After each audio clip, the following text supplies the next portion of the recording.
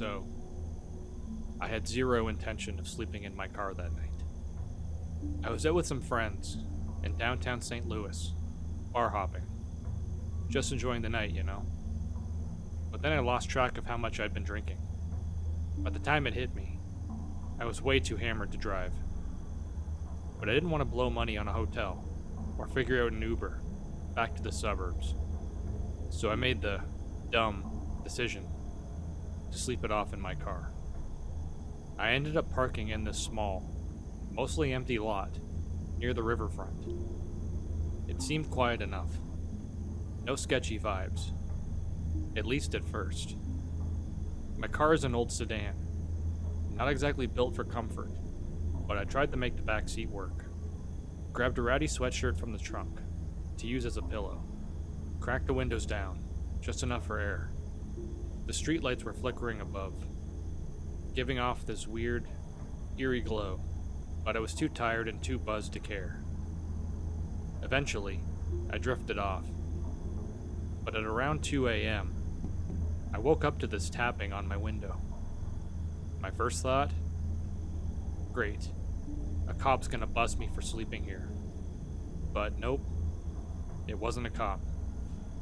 I squint out the window, and there's this figure standing there, right up against the glass.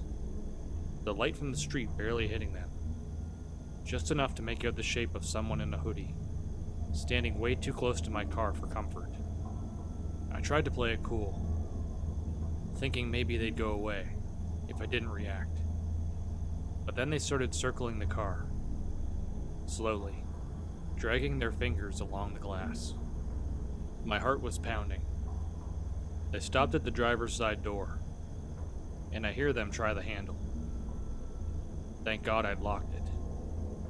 Then they moved to the back window, where I was laying down, and pressed their face against the glass. I couldn't see their face clearly, just the shadowy outline of eyes staring at me. I didn't move, barely breathed, just hoping that they'd get bored and leave. After what felt like forever, they stepped back, but I didn't hear them walk away. I stayed frozen, trying to figure out if they were still there. Finally, I worked up the nerve to sit up and peek out the windshield. And they were there, standing like 10 feet in front of my car, just staring, not moving. I don't even remember grabbing my keys, but suddenly I had them. Hands shaking as I started the car. The second the headlights flicked on, they bolted, running off into the darkness. I didn't stick around to see where they went. I just floored it out of there, driving until I found a busy, well-lit gas station, where I stayed the rest of the night. Doors locked, headlights on, wide awake. The next day, I couldn't shake the feeling of being watched. Even now, whenever I drive past that part of town, I catch myself glancing in the rearview mirror, half expecting to see that figure again, lurking in the shadows.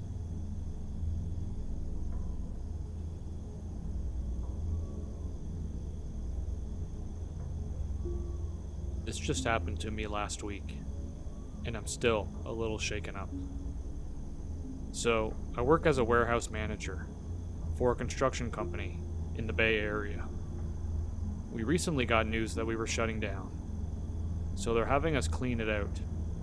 In one of the back rooms holds our tools, but also the belongings to our former manager. She passed away a few years ago, and they stored all of her stuff in the warehouse. There were boxes of clothes, shoes, files, and old china sets. The china sets were nice, but somewhat old. So I ask if I can take them to sell, and my manager says that I can go ahead and do that. I load 2 of the 4 boxes into the back of my car. At this point, I feel very anxious and keep hearing thumping noises, But when I load the third box of china, this one from Japan, I start to head back inside to grab the last box. Then, all of a sudden, I smell this strong scent of smoke deep in my nose, to the point that it was all I could smell. So I turn around, and the third box I had just put in seconds ago was burned all around. My heart instantly sank to the bottom of my stomach, and I felt as though I was being watched. I put it all back where I got it from, and immediately left. I think something is attached to that china, and I don't want anything to do with it.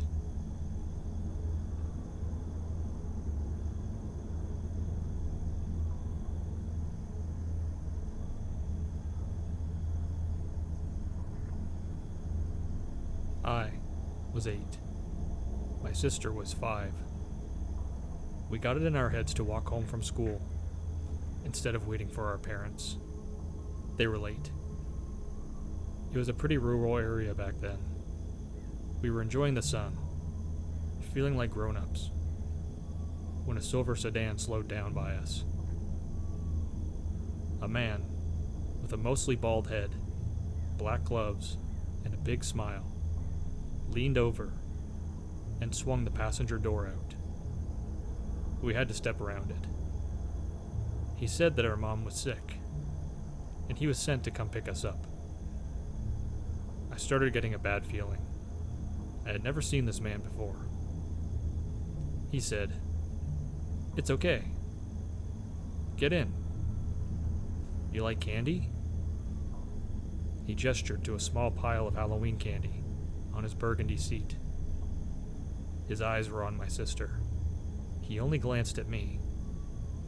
I took my sister's hand and tugged her along while saying no, like my dad taught me.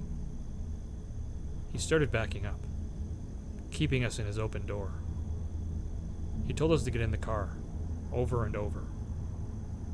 The smile was gone, and I will never forget the way his gloved hands squeezed that steering wheel. He shouted at us to get in the fucking car. I was starting to cry and was beyond scared. That's when he tried to grab my sister. I yelled at her to run, and we did. The maniac actually kept backing his car up. There were only fields and abandoned lots. I heard him slam on the brakes. I knew we had to hide. I pulled my sister over this old wooden driveway-like thing, built like a ditch, and into one of the abandoned lots. It was severely overgrown. I pulled my sister down onto the ground, into some really tall grass.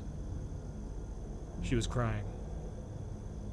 I put my finger to her lips, and she got quiet. We stayed hiding on our stomachs, while I heard the sounds of a car door closing, and footsteps walking through the gravel on the side of the road. Fuck. Swearing. More footsteps. Passing car. A car door closing. An engine. Car driving through gravel. We stayed and stayed. I felt frozen. I was so scared. After a few more cars whizzed by, I slowly raised up my head. He was gone. We ran home, our hands glued together. We made it home. That was one of the most terrifying days of my life. Oh, and my mom wasn't sick.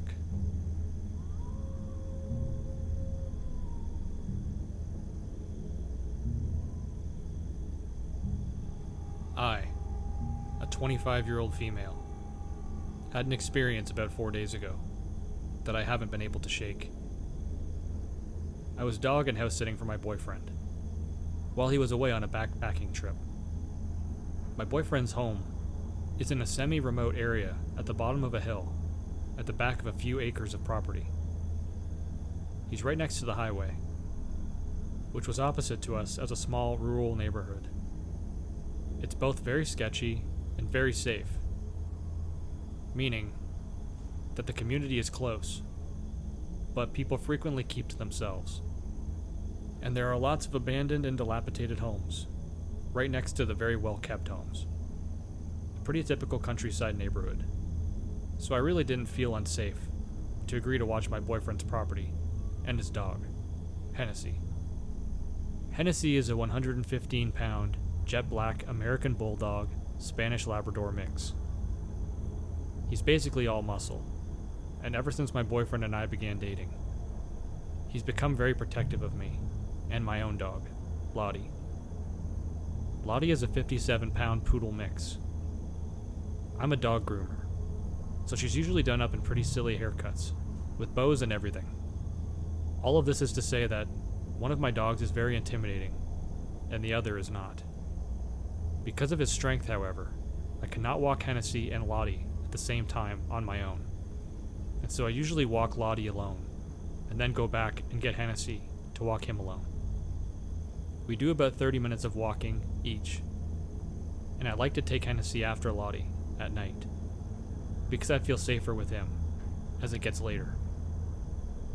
This is important, because this was the case about 4 nights ago.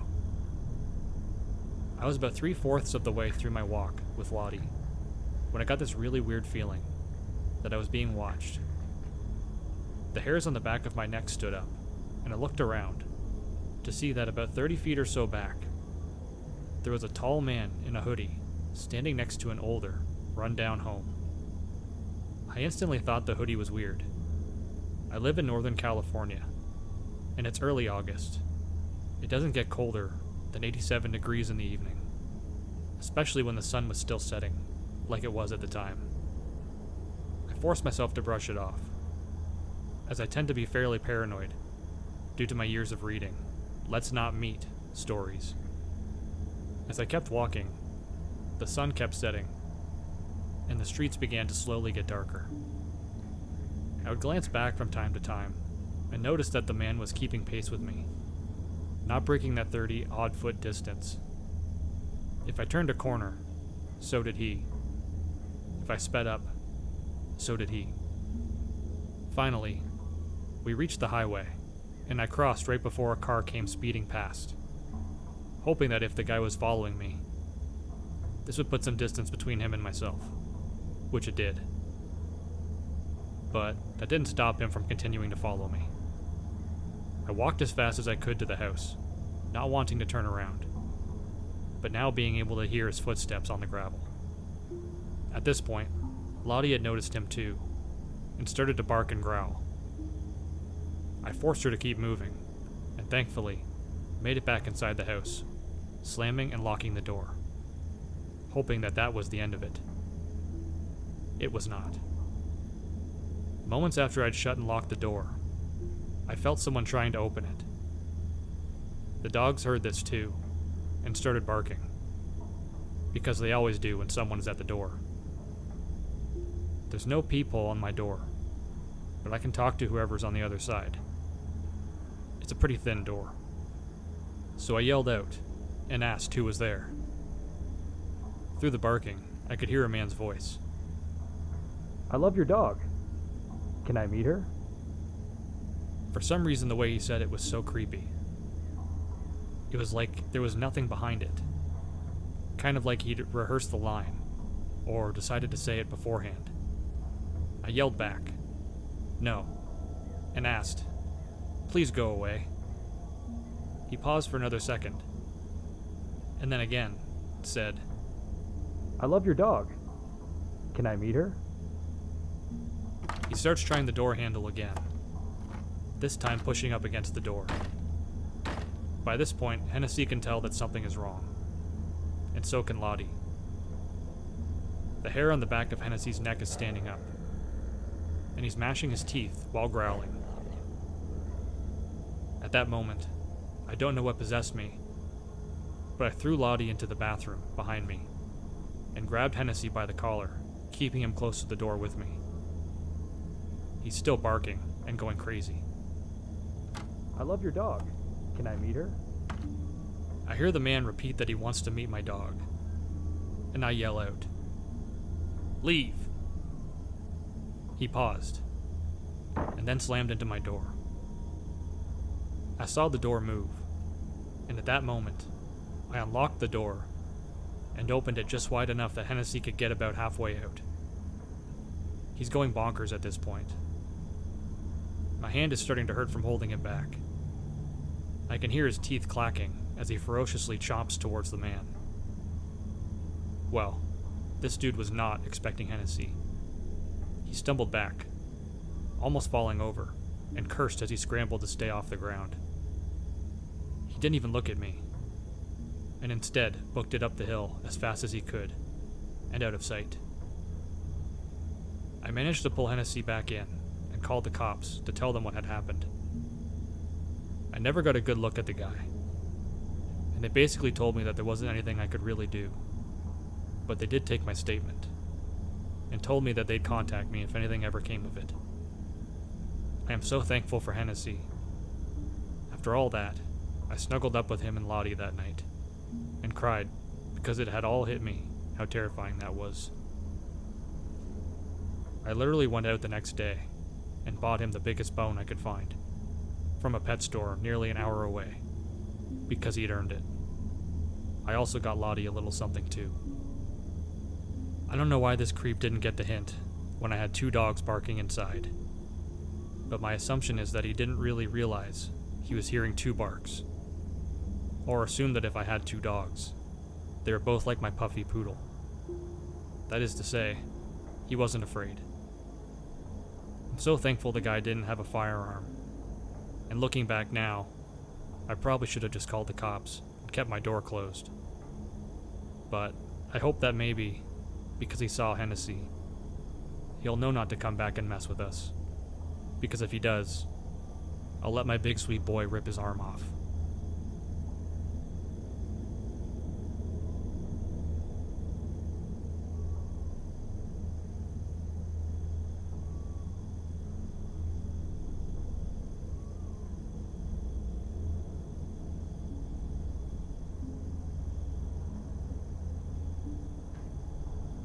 I use a dating site to hopefully find a decent person to go out with and to try to make connections.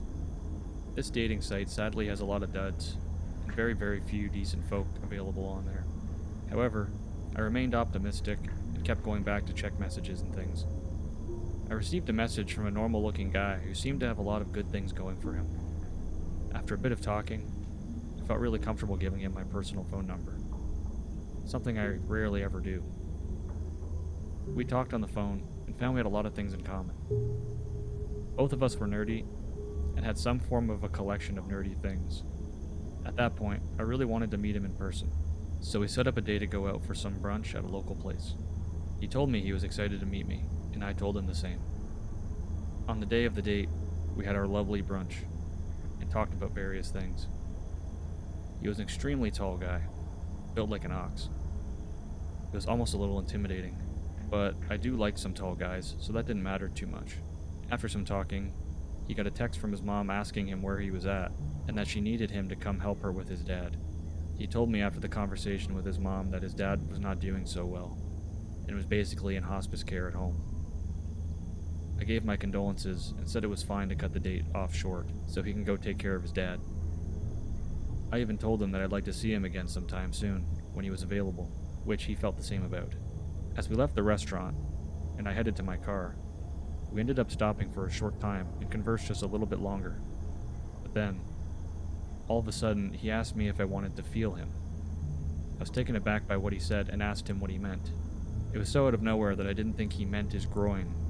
I looked around the parking lot nervously, looking to see if there was anyone nearby that I could flag down for help. Sadly, there was no one, so my attention turned back to him.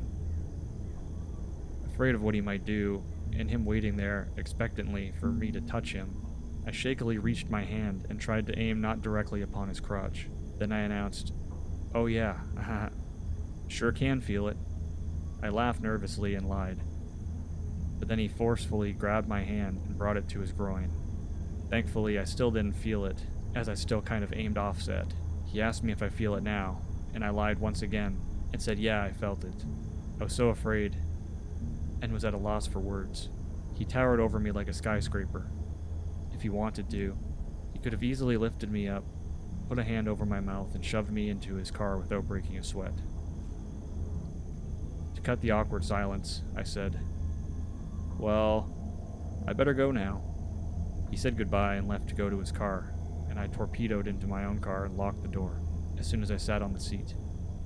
My hand shook as I grabbed the steering wheel and headed home, glancing into my rear mirror to make sure he had not followed me. When I got home, I washed my hands thoroughly, even though I didn't actually touch him. Just the thought of it had made me sick, and washing my hands made me feel at least slightly better than before. After that day, I never texted him back or answered his phone call. Now, here's where things got more scary. So, I knew what his name was, and he had mentioned what his dad's name was, but on my own I discovered what his middle and last name happened to be. I then used his full name to look up any sort of criminal report or any information I could obtain about him. I needed to know everything, especially if he was a criminal. The first thing I saw with his full name was an article about a woman whose body was found on the side of the highway in a sleeping bag or a black bag. As I read the article, I noticed certain names being used. First off, his name. It matched. Then later in the article, after reading about what he had done to the woman, they had a portion where the journalist spoke about his parents. Then his dad's nickname came up. The same name he told me his dad's was. To seal the deal that this was the same guy, were that the dates and his age matched up. He went to prison for only 10 or less years. When he got on the dating site and talked to me, he must have just gotten out of prison about a month before. It all hit me like a ton of bricks all at once. I just went on a date with a man who killed a woman, and he never told me. Had I had known beforehand, I never, ever would have gone out on a date with him. I would have never given him my personal number. Since then, I've hoped he hadn't searched for my address. Suffice to say, I rested uneasy for months since discovering his crime.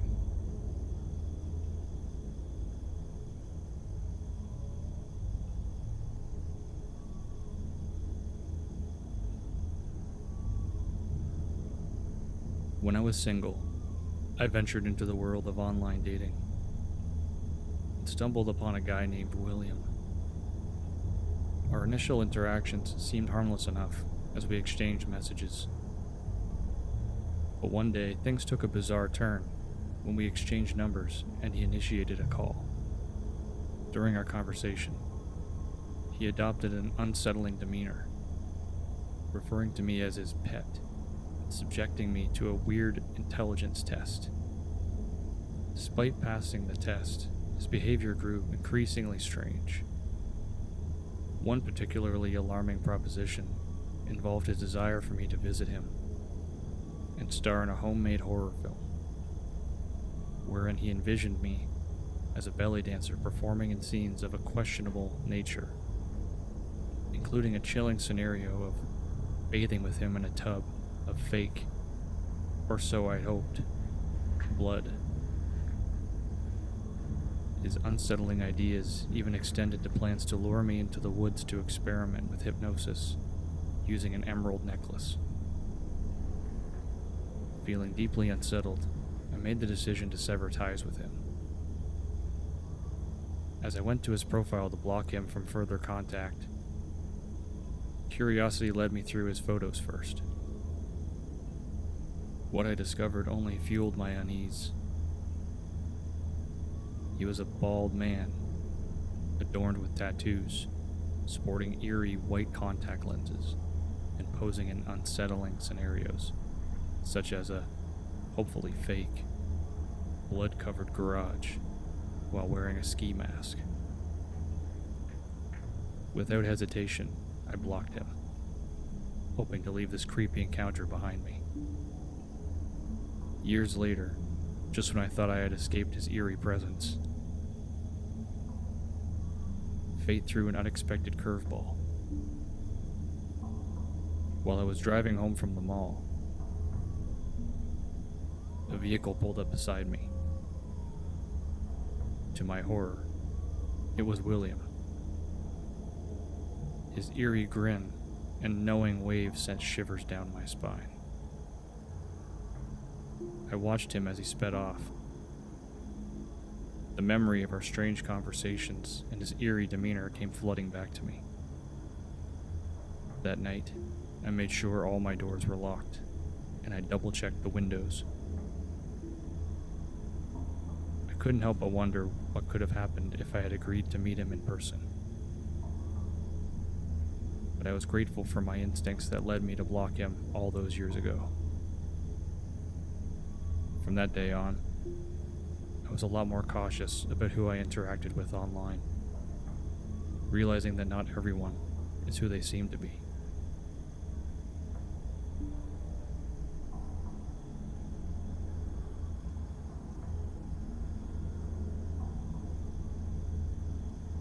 It was a hot summer day, and my mom took my siblings and I to play in a stream at a park where people went for walks or for fishing. It was very isolated though, and there was hardly ever anyone around. My siblings and I were enjoying splashing in the water, and we even caught a few fish. Everything was going great, and we come here quite often. Until, off in the distance, we heard a twig break, and we see these three guys coming towards us. We thought they were going for a walk, or maybe wanted to go fishing, so we didn't pay much attention to them. We continued what we were doing, and then eventually they started coming closer to us. They started circling in around us, and just standing there, staring at us. My mom started to become worried, and us kids were confused as to why they kept staring and slowly coming closer.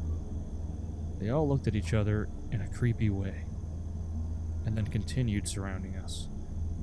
My mom then grabbed us kids and told us to run, so the four of us ran away as fast as we could back to our car. I turned around to see what the guys were doing, and they were walking away now. Once we got to the car, my mom sped away, and then I realized what was going on. The guys probably wanted to do something to us, and since my dad wasn't there with us, it made us an easy target. My mom, my siblings, and I never went back there again. And if we hadn't run away, I don't know what would have happened to us.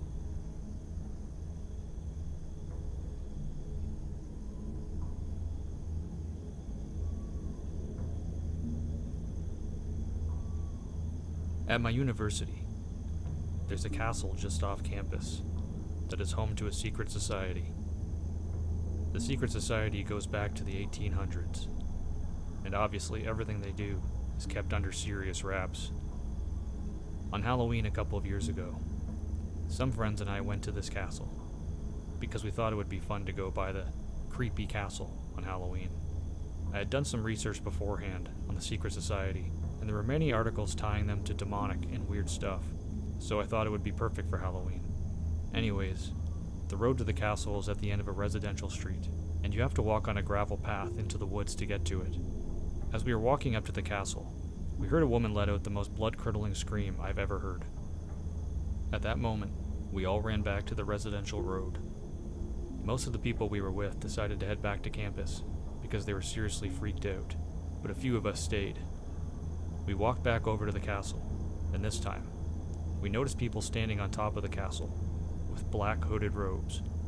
Once we noticed them, they immediately started throwing rocks at us. At that point, we decided to leave, but as we made our way down the path, we heard what sounded like Latin chanting coming from the castle. When we made it back to the actual road, we saw some other students who came from the woods behind the castle. They mentioned that they also heard the woman scream, and that they were also just as freaked out as us. As we're talking, we hear the sound of a little boy yelling, "Help," and then again, "Someone, please help." It was coming from the direction of the castle, so we decided to go back, because obviously this kid needed help. When we got there, we noticed that the amount of hooded figures had doubled, and they were all looking at us from the roof of the castle. We stood there for a few minutes, just staring at them, but we just decided it was best to leave, because they had already shown hostility. This experience honestly shook me, but I thought, maybe it's just a Halloween prank. But the more I started thinking about it, I realized I wasn't so sure. We were out there for about 2 hours, and our group and the other group of students were the only ones out there the whole time. Why would they come up with some elaborate scheme for only 10 people? And how could I explain the screaming woman and kid if it was just a prank? I know it sounds far-fetched, but I think something really happened that night. There's more details I can share, and other strange things happened, but I'm curious if y'all think I'm crazy for believing that it could have been something more than just a Halloween prank. Could this have been some kind of sacrifice or demonic ritual?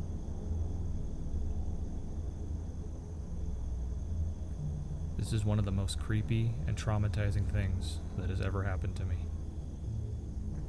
I was staying with my family, mom, dad, grandma, grandpa, in an A-frame chalet-styled cabin in northern Washington. Washington has a lot of forests and densely wooded areas. This cabin was also on a lake, and we brought our small lake boat with us. This trip was mostly so we could try out our new boat, mind you. Everything was going well. We were having fun on the lake, hanging out with family, and just generally having a good vacation. My family decided to go to a convenience store and leave me alone in the cabin. This happened a while ago, but I was old enough to stay home alone. The nearest convenience store was about 30 to 45 minutes down a dirt road. As you may have expected, this is where it started to go wrong. They leave and I volunteered to stay home because I am relaxing and I don't want to get in the car. About 15 minutes after they leave, it started to get dark. I'm walking around listening to music and enjoying the sunset perfectly framed over the lake. Chalets generally have pretty large windows, and this specific cabin did not have curtains. This made watching the sunset pretty enjoyable, but did not help once the sun fully set. Washington is known for its forests and also known for Bigfoot. The story is not related to Bigfoot, as it's just a legend. I'm just pointing out for a reference. So at this point, I am messing around and exploring the cabin more, because the sun is now set and there isn't really much besides dark, kind of creepy forests and the lake outside of the window. As I am messing around, something catches my eye. I swore I could have saw a very slight movement down by the small boat dock, about 125 meters down a small windy path. I didn't really think much of it, as I was in the forest, and there are many animals that could have been moving around. Deer, moose, etc. At this point I had forgotten about the movement I saw, and headed to the bathroom, which is down a hallway away from the window. While I was in the bathroom, I just got this terrible feeling, like something was wrong. Wanted to go check to see if there was anything inside the cabin, or anything outside. I couldn't do this, however, because I was, well, using the bathroom. The longer I stayed in the bathroom, the worse the feeling got. Every drop of rain landing on the roof felt like the tick of a clock, counting down to the end of the world. I quickly finished up in the restroom and practically sprinted down the hall. I looked out the large set of windows and saw nothing but the lifeless forest and the moonlight reflecting off the lake. I then started to feel that stereotypical feeling of being watched. Generally, nothing is watching you, or so you think. This time, there was something watching me. I turned around and looked down the hall at the other clear glass door at the end of the hallway. Standing on the other side of that door is a freaking deer, standing on 2 legs. My mind instantly screams, "Skinwalker." I try not to acknowledge it. I close my eyes and sprint back to the bathroom, locking myself in the bathroom as it is the only room without windows. I sit there in silence, barely breathing for what felt like 12 years. My family finally got back, and I came out of the bathroom. Nothing was there, and after checking the next morning, there were no signs anything had ever been there. You can choose whether to believe it was all in my head, but even if it was all in my head, it still truly was a scary experience.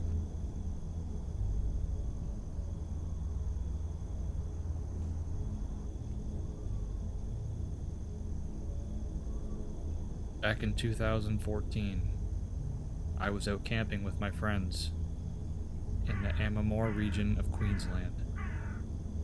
There was Phil and Tony, my UTE, and an esky full of grog and sausages. We were set for a good campout.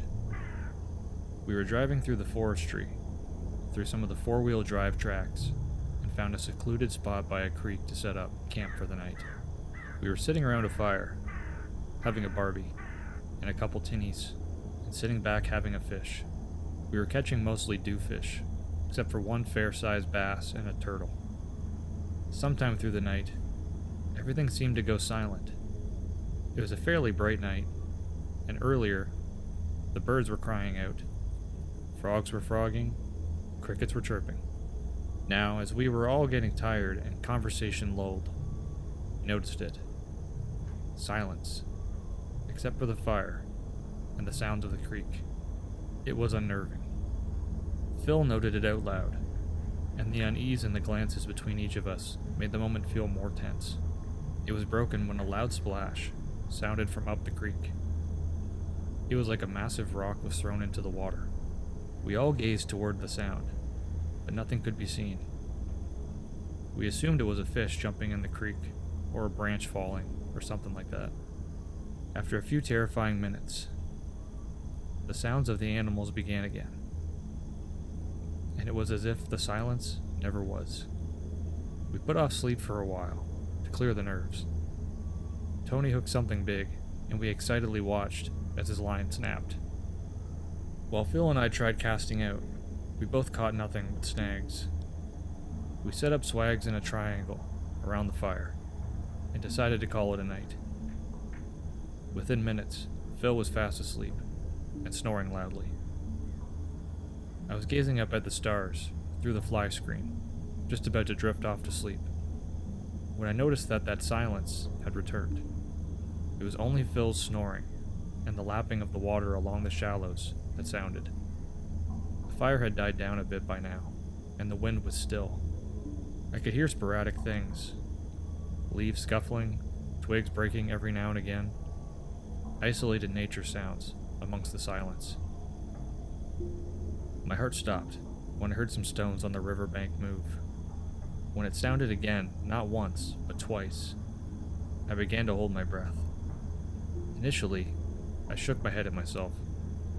It was just a critter of some sort, no doubt, but the back of my mind was telling me it sounded awfully like footsteps. I took shallow breaths as I waited for the sound again, but it was silent for a good minute. I had finally just began to breathe normally when I heard the sound yet again, but from the other side of my swag, a few meters away. I could hear sniffing, then the sound of stealthy movement as this thing creeped across the ground toward my swag. The flap was pulled down, so I could see the sky and the fire. The other side was still covered. I could hear this thing breathing heavy breaths on the other side of the canvas. Then I hear the sounds of something touching the canvas itself, centimeters from my face. At the time, I assumed it was a wild dog, or perhaps even a pig, maybe. Unlikely, but my head was swimming. The sniffing sounded peculiar. The nostrils sounded large, like the breathing was more hollow. I could see the canvas moving in towards me, as whatever it was inspected my thin cocoon. I felt trapped. The canvas was moving toward the mozzie netting, and then I saw it. Brownish yellow long fingers with obsidian black nails. I'm not gonna lie. I screamed the loudest, highest pitched squeal I think anyone could manage. I flipped shit. I started kicking and flailing.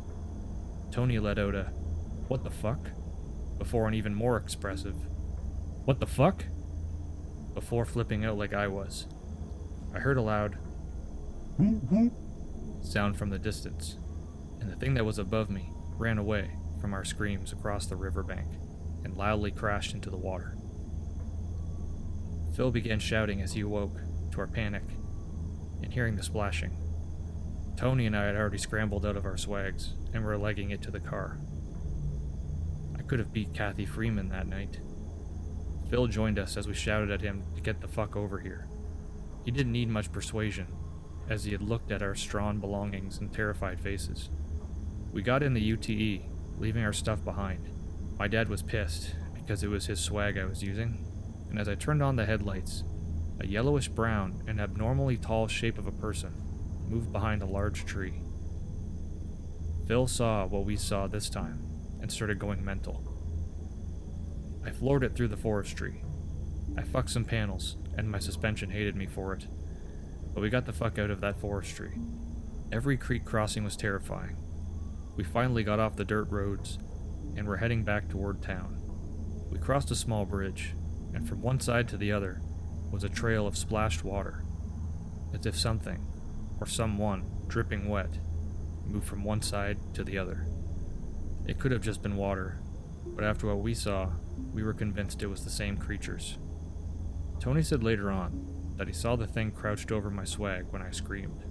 He said he had his eyes closed and was listening to the sounds of a weird swirling in the water. He said he never heard footsteps. He told me the creature had overly large eyes, was all cheekbones and head ridges. He reckons it was an alien. I reckon differently. That was the last time I went out camping with the boys. I later moved to the city, but whenever I go back near the area and drive over a creek or the river, I'm waiting to look down and see eyes staring up at me from the water. I don't know what it was, and honestly, I don't plan on finding out. I don't go near bodies of water anymore. Even the beach gives me the heebie-jeebs. Does anyone know what the fuck we came across that night? I haven't heard of anything remotely similar to this anywhere around here. When we tell people, they think we're talking shit. But we all saw something, and we all agree it was human-like. But it was no person. The creek leads into the Mary River, that is home to prehistoric creatures, like the lungfish. All I know is something strange lives in those depths.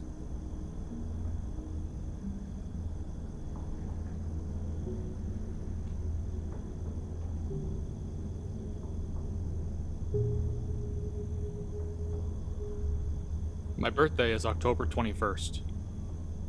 I'm also obsessed with horror and Halloween things. This was almost 11 years ago. Will be this October. And I've spent a lot of time trying to forget it. But the details are close enough. So, for every birthday, for as long as I can remember, I've done a Halloween theme. When I was younger, I'd have a sleepover party, and we would watch scary movies. For my 13th birthday, we, of course, did the same thing. We ended up watching a few movies that night, but the main one we were doing was The Exorcism of Emily Rose. A quick detail: my aunt was living with us at the time. The entire night, she was saying some weird things. I don't even remember what. But things like, doing stuff like this is just asking for bad attention. But most of the night was uneventful. Around 1 a.m., we started the Exorcism movie. During a high-tension part, for those who have seen it, it would be the part where she leaves her dorm room and looks outside. As she is walking through the hallway, my dog, who was in a different room, starts howling. He never in his life howled before, or after that night. A little later on, my aunt came upstairs. She didn't say much, but stayed a while. When it got closer to the end of another high-tension part, I half remember a barn and the demons naming themselves. My aunt, without saying a word, jumps up, and in the exact second her feet hit the ground, our power went out. But only in the living room and my bedroom. This wasn't even too alarming, because it did that pretty often, but not usually at night. I only know my bedroom went out because my alarm clock was messed up. My aunt flipped the breaker, and everything was fine. We didn't finish the movie, though we did put on SpongeBob, and all fell asleep. The next day, 2 of my friends left really early. We were going to go to the lake, but they left before we really had a chance to talk about it. My best friend stayed all weekend. Nothing really happened, but the house felt heavy all that day. About 3 weeks went by, and nothing happened. Eventually, though, I started having horrible dreams, especially about one thing. It was a woman, very tall, in a semi-simple dress. I could see lines in the features, but it was a shadow, like a 3D type shadow. I would dream things like running through a forest or falling down a hill, and she would always be there, watching me. I woke up covered in scratches, but clearly self-inflicted scratches. They would be deeper every night. We tried everything, cutting my nails every night to as short as possible, taping gloves on my hands, Mom sleeping with me. She worked 12 hours a day, 6 days a week. She could not stay awake and watch me, but she tried. Eventually, getting to a point, they were on my neck, and the school was asking questions. We even had CPS come to our house and ask me if I was safe. My mom was with me, and we told them the truth about my dreams. They put me into therapy. This went on for about 8 months. My brother had really bad nightmares too, but nothing specific, but really often. Eventually, we up and moved. Like, literally, I went to bed one night like normal, and when I woke up, my mom had all mine and my brother's stuff packed. We went to my grandma's after school, and we never went back to that house. My mom moved in a few weeks later. It took about 2 months to get into a new house. The dreams stopped instantly, and the scratches cleared up within a few weeks. And I haven't had issues since. Except, I have horrible insomnia and anxiety that started around that time. We did have one more visit with CPS after moving, and I did a few more months of therapy. I think they all chalked it up to extreme anxiety, except we were never able to find a cause. My husband and I recently moved to an apartment that is just a few blocks away from that house.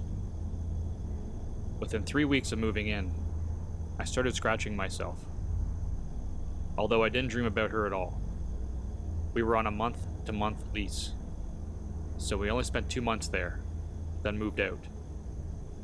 I did bring it up to my mom last week, and she told me that the reason she moved us to my grandma's, like she did, was because she was sitting in the living room after putting us to bed, like 10 minutes after we went to sleep. She would lay in both our rooms. Till then, she was absolutely awake. She watched a tall, shadow-like woman walk through the hall, stopped, and looked into my brother's room, and then went into mine. My mom went after it, and when she got to my room, she heard, "You've already lost her." She turned on all the lights and started packing. It's kind of a boring ending, but I've been questioning it a lot lately. Could this have just been anxiety, or was it real? I've never experienced anything else I would consider supernatural.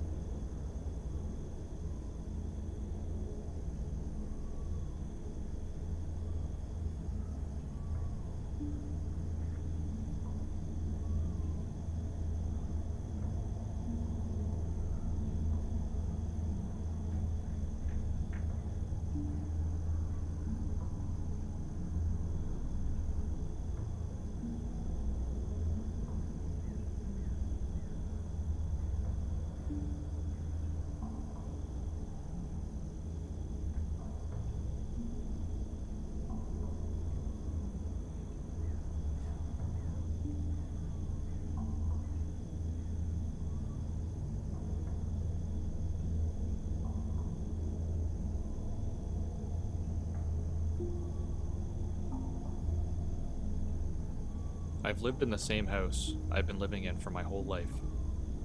I have always seemed suspicious, and have always thought that there's something in our basement.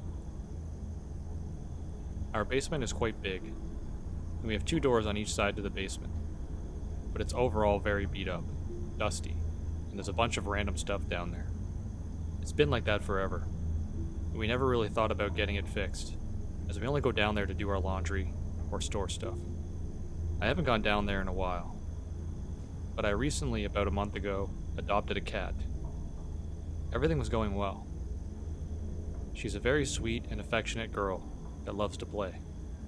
We were downstairs in the living room, and she was playing as usual with her favorite ball, running around, and then the ball went down the basement stairs.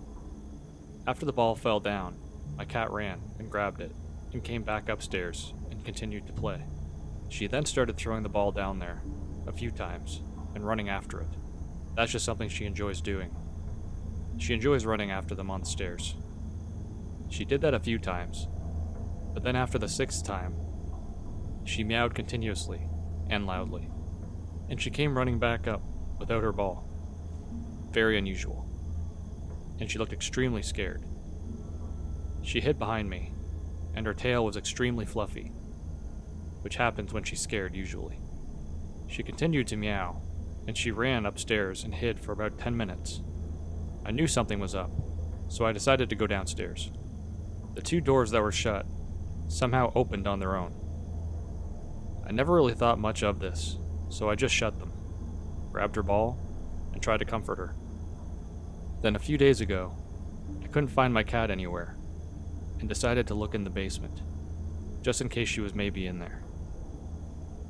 As I was about 2 steps away, I saw the door on the right crack open up all by itself with my own 2 eyes.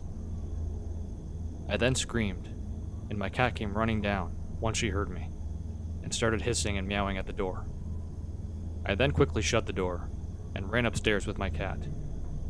My cat has never gone down there since, and she looks terrified whenever she sees me going down there. This has happened a few times, where the doors are shut, and I come home to them being opened. Overall, very weird. I'm planning on maybe putting a camera down there to prove it to my guardians, as they think I'm crazy.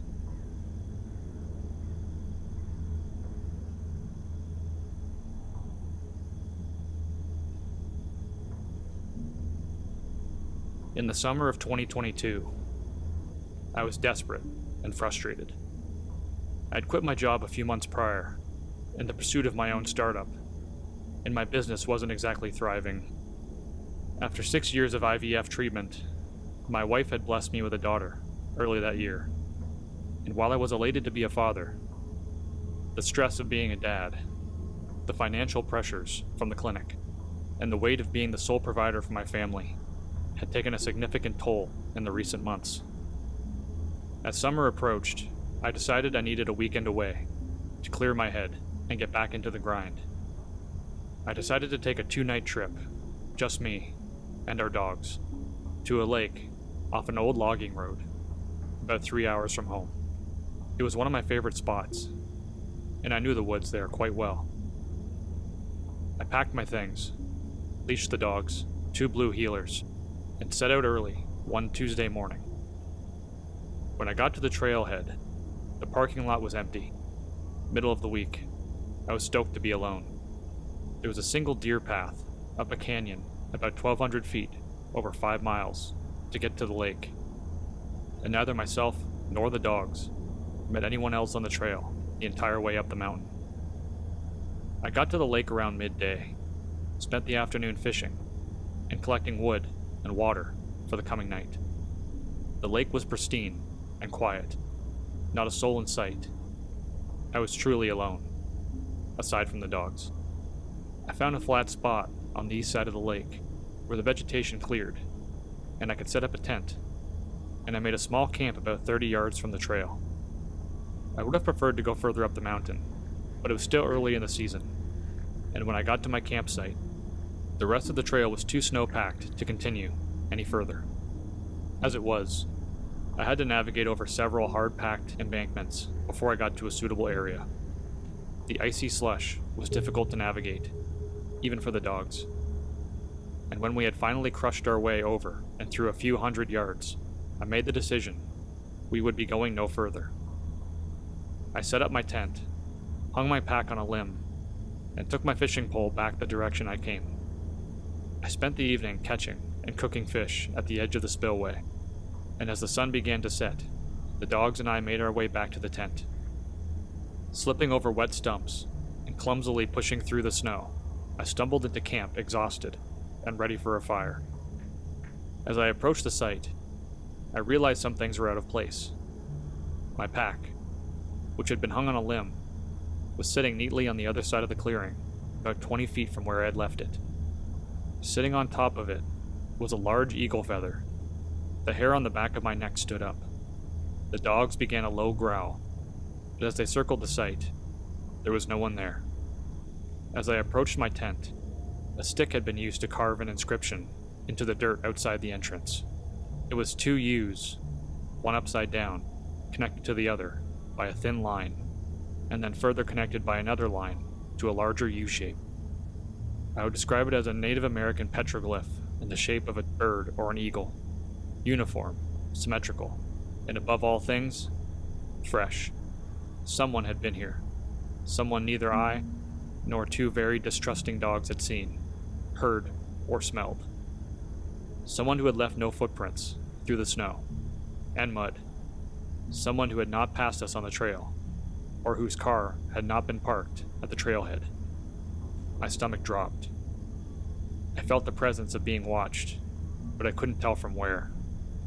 I quickly built a huge campfire, and with dread, watched as the last of the sunlight sank beyond the ridge. That night was a fever dream. Pulling the dogs into the tent with me, I clung to my knife and flashlight, praying that whatever was watching me would leave. It didn't.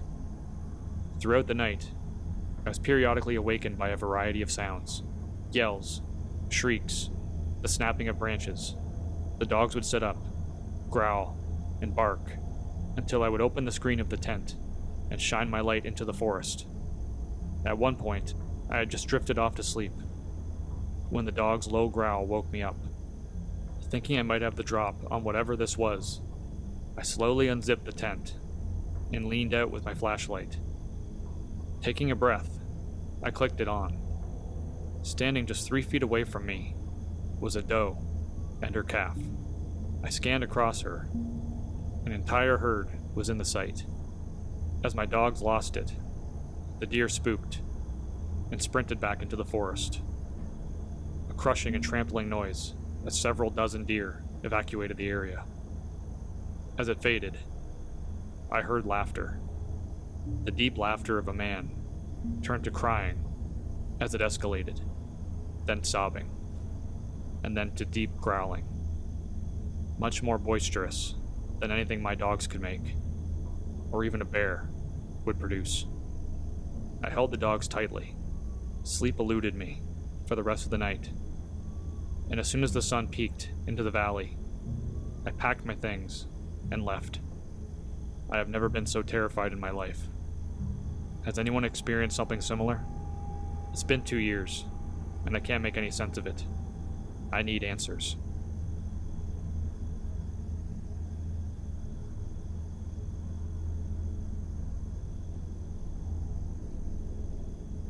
This happened a few days ago, but I still feel creeped out if I think about it.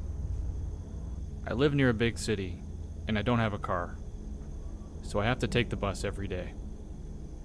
This day started pretty normal. I was already on for like 10 minutes, and 2 young girls, around the ages of 10 or 11, got on the bus and sat in the seats in front of me. Some minutes passed by, and at the next stop, a really creepy looking guy, somewhere around 50, got on and sat 2 rows in front of the 2 girls. He had dirty clothes on, and overall looked really unhygienic. Some minutes passed, and I saw he always turns his head back and looks at the girls that were sitting in front of me. It was really weird. Again, a few minutes passed, and I saw the guy getting out his phone and pointing it towards me and the 2 girls. Felt weird, but suddenly I saw the flash on his phone. I was shocked, but I thought maybe he just accidentally put the flash on. 2 minutes passed, and he did it again. At this point, I felt disgusted, and got up and went over there. I was angry and fueled with disgust. I asked him, "What the fuck are you doing?" He asked back, "What do you mean?" I screamed at him in the middle of the bus, "Delete the pictures you took of those girls." He started to smile, but in a really creepy way. He looked at me and told me he did take a photo, but not of those girls. That was the moment the realization happened. The guy took photos of me. I was shocked and felt creeped out. I didn't know what to do. I just sat back in my seat and waited for the ride to arrive. Fortunately, the girls took off the next stop, and the guy didn't. At this point, I knew he really told the truth about taking pictures of me, and not the girls. Me and the guy got off at the same stop, but he didn't do anything, just stared at me. I still feel a little bit creeped out if I think about it. I'm happy because the two girls weren't harmed, but still, creepy as hell.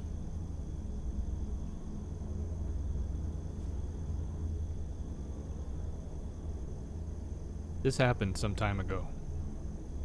I live in a town called Prijedor, in Bosnia. One night in July, I was riding a bike when a bearded guy stopped me and started speaking with me.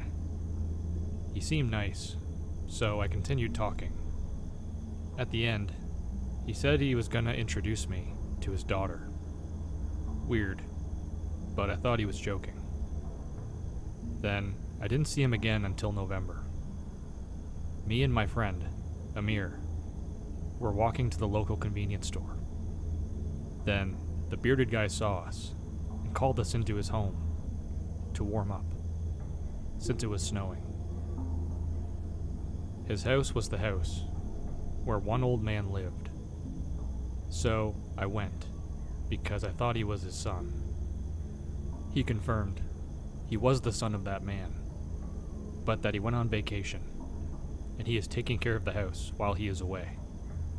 I recognized the granddaughter of the old man, so I was relieved. I thought this was just a friendly man, and not some psychopath.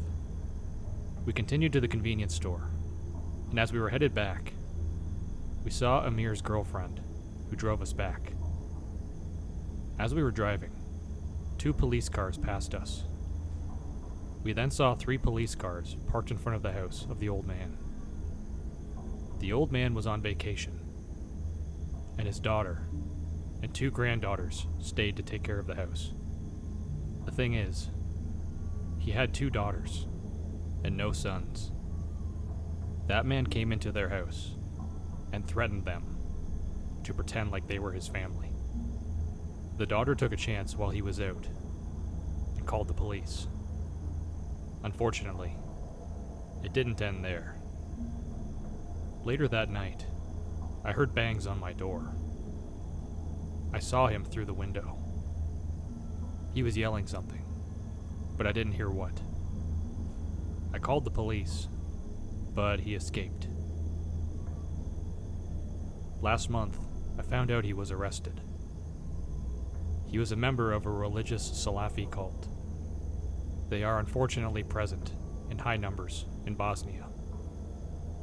He was framed for assault and pedophilia, and married a minor. I have now fully recovered from this traumatic event.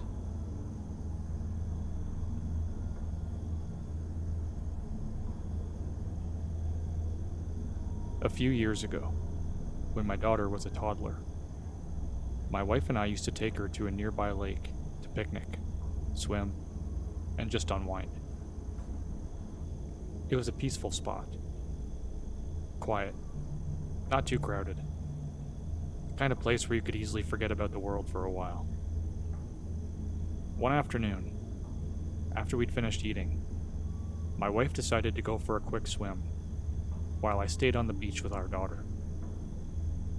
I watched her wade out into the water, the sun sparkling on the surface. A minute later, she suddenly stopped and turned to me, shouting something.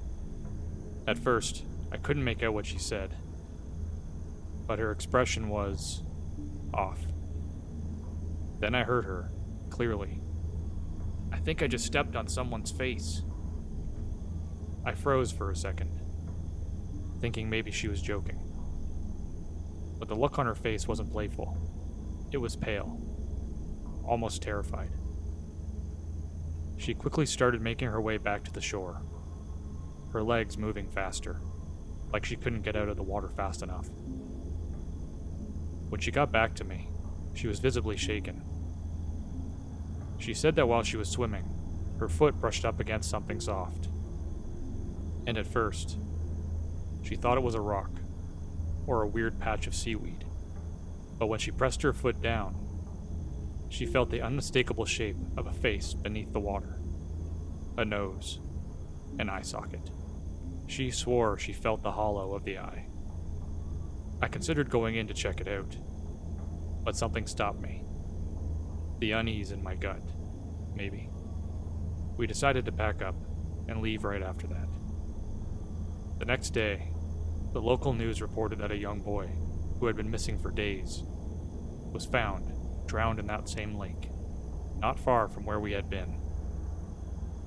He'd been there the whole time, just beneath the surface. To this day, my wife is convinced that she stepped on his face.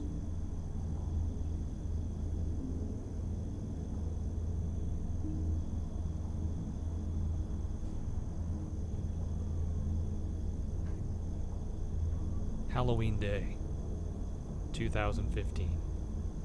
My daughter was 8 at the time, and not excited to trick or treat at all. She kept saying, "Mom, I have a really bad feeling. Something bad is going to happen." I kept trying to reassure her that it was just nerves, especially since there were a lot of clown costumes that year, and she's not a fan. So, we meet up with my sister and her 2 kids to trick or treat in her neighborhood. We did see a few clowns riding 4-wheelers. So I said to my daughter, "See, that's what you were worried about? It's just kids dressed up." We finished up trick or treating with my sister and drive back home, stopping at a gas station briefly. We had pulled into a designated parking spot, and a car was parked near us, but with their rear end facing my daughter's passenger back door, where she was seated. All of a sudden, the lady drives in reverse, backing directly into my daughter's door, and our entire car moves. I'm like, what the hell? And now my daughter is screaming and crying. I get out of the car to check on my kid, to make sure that she has no injuries. She's okay, but upset.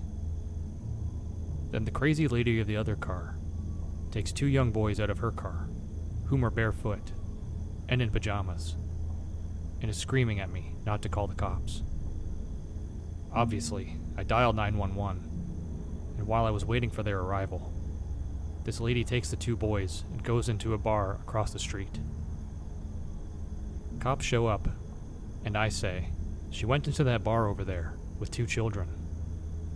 She must have called someone, and they told her to return to the scene of the accident. So she comes back, and we are yelling at each other.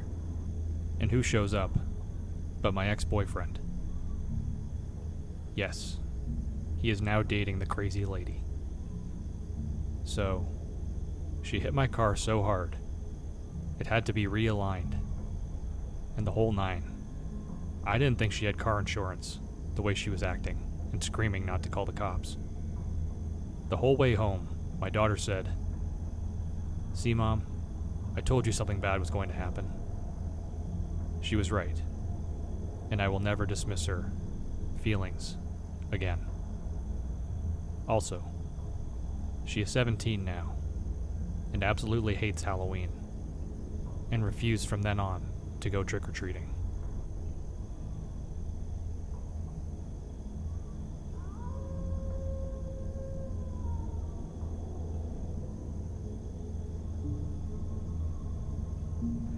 I was living in an old farmhouse, first built in 1873. The old owners said the house was haunted, but no one really believed that, except myself. I was able to see spirits and talk to them ever since my grandfather passed away. The spirit in this house wasn't your normal one. It was a demonic spirit. One stormy night, in the middle of December, I was home alone. My family was on a trip, and I was going to the kitchen to get a glass of water when I heard a weird hiss. A cold chill went through my body. My back felt like it was on fire. So I went into the bathroom, pulled up my shirt to see 3 long scratch marks on my back. I decided to yell at the spirit. "This is my home. I'm not going anywhere. You'll have to do something much more scary to get me to leave." The spirit didn't like that so much. When I walked out of the bathroom, I went to reach for my cup of water, when it was tossed off the table and shattered off the wall. Next thing I knew, the power went out. And all night long, I heard a man's voice hum a very dark tune.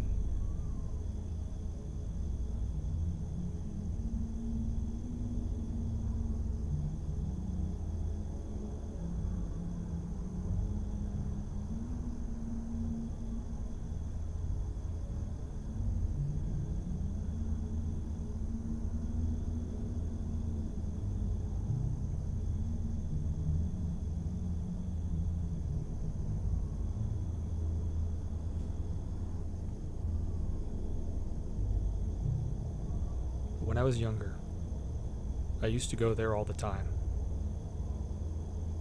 My cousins, who lived in London, would also come up to visit from time to time.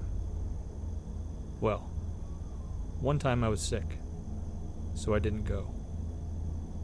When my mom got back, she started telling a story to my dad about what happened. She was trying to keep quiet about it, likely wanting to not frighten me, but I overheard it regardless. What she said sent shivers down my spine. My older cousin was stood in the living room with my mom and auntie opposite her. They were just talking until my cousin said something terrifying, like straight out of a horror movie. "Who's that little girl stood next to you?" she said to my auntie. There was nobody there. But that's not the only time something like that happened. One time, I just sat on their stairs while my mom was chatting with my aunt in the kitchen. To get from the kitchen to the living room, you had to walk past the stairs. So my mother went into the living room for some reason. And what happened here scared me so much, I couldn't sleep. When she walked past, she saw a figure move across the top of the stairs. It was only me, my mom, and my aunt in the house. I knew this because she looked up there and gasped. Then she went to go ask my aunt if anyone else was in the house. Years later, I asked my mom about it. She said she remembers it and says she was so scared inside, but tried to hide it.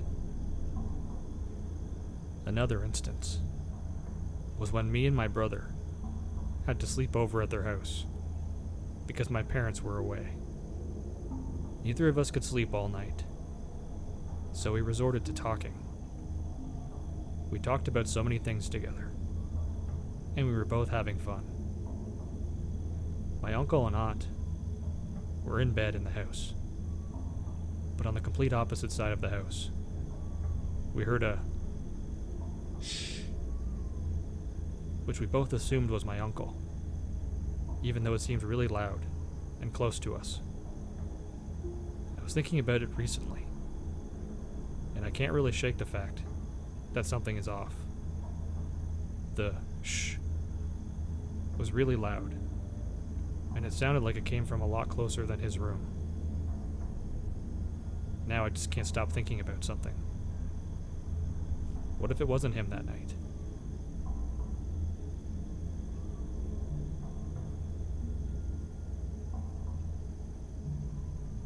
So, this happened when I was a kid. Our house was surrounded by woods, and there was only a few neighbors around us. Every once in a while during the night, at around midnight, I would lay in bed because I couldn't sleep. I felt the creepy vibe, like something, or someone, was watching me. Sometimes I would hear footsteps coming from the attic, above my bedroom. It sounded like someone was walking around. I went outside my bedroom into the hallway, and everyone in my family was sleeping, and their doors were closed. So I went back to my bedroom and closed my door. I was laying in my bed again, and I heard the footsteps in the attic. Then I heard something fall in my closet.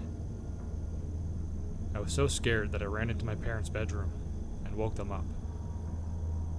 They were confused at first, but then I explained to them what I heard. My mom and dad said it was probably just my imagination, and they didn't believe me. They walked with me back to my bedroom and looked around, and then they went inside my closet. There was a board game that had spilled all over the closet floor. It was at the back of the shelf, at the top of my closet, so there was no way that it could have fallen without someone pushing it off. My parents helped me clean it up and put it back on the shelf. They said that there was nothing to be scared of, and then they put me back to bed. They went back to bed too, and a few minutes after they left, I heard someone whispering something. It sounded like they were calling my name. Then I saw a shadow that looked like a person walking across the wall by my closet. I thought it was a ghost, and I started freaking out again, and I grabbed my pillow and blanket and went to sleep on my parents' bedroom floor. After that, I slept on their bedroom floor a few more nights. Eventually, I ended up going back to sleeping in my bedroom. And when I would lay in bed again, at around midnight, I still heard the footsteps in the attic. And that continued, every once in a while, until we eventually moved away. To this day, I still don't know what or who that was, but it still freaks me out.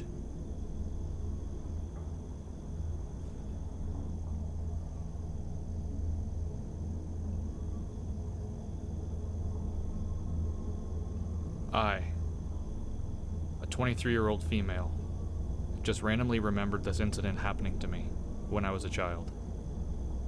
I've told a few people about it, including my mom and my boyfriend, but mostly keep it to myself, since it doesn't really come up in my mind that much. But I just watched some paranormal and demonic videos on YouTube and wanted to share. When I was around 5 or 6, my dad bought his first house after we lived in an apartment for most of my young life. And when we moved in, things were mostly normal. The house would creak, but my dad chalked it up to it being settling noises, since the house was newly built. It had no history, and we were the first family to move in there. I used to be fairly scared of paranormal and demonic instances. I had a few of them in my life previously, and I also had anxiety, starting from a very young age. So any strange noise in the house would tip me off, and I'd become so scared, I'd have to sleep in my dad's bed to fall back asleep. My dad obliged, until my stepmom moved in, and felt it was time I needed to learn self-soothing, and stop coming into their bedroom whenever I got scared. I was around 8 or 9 at this time. Now, one very specific night, something extremely scary happened. And the worst part is, I don't even remember it. My parents will still swear to this day that had happened, and are equally as puzzled as me that I have no recollection. What I remember is waking up at night, sleeping on my stomach. I have no idea what time it was. I remember hearing two very distinct growling noises from under my bed. It wasn't like a dog growl, or a human faking a growl. It was very primal, deep, and menacing, to say the least. For further clarification, we had no pets at this time, so there's no way it could have been a dog. But for some reason, in my sleepy state, I fell back asleep almost immediately. I just remember the growling, then blacking out, almost. It's weird to me to think about, because I know if I was conscious in that moment, I would have at the very least sat up and screamed. I was an easily scared child, and still am as an adult. I remember awaking my parents in bed, and sitting up and not remembering how I made it there. Immediately they both sat up with me, as if they were only lightly sleeping, and asked me if I was okay. I told them I was confused and tired. I apologized for somehow finding my way into their bedroom, and got up to go back into my own room. My dad made me stop and turn around so he could look at the back of my leg, on my calf and hamstring area.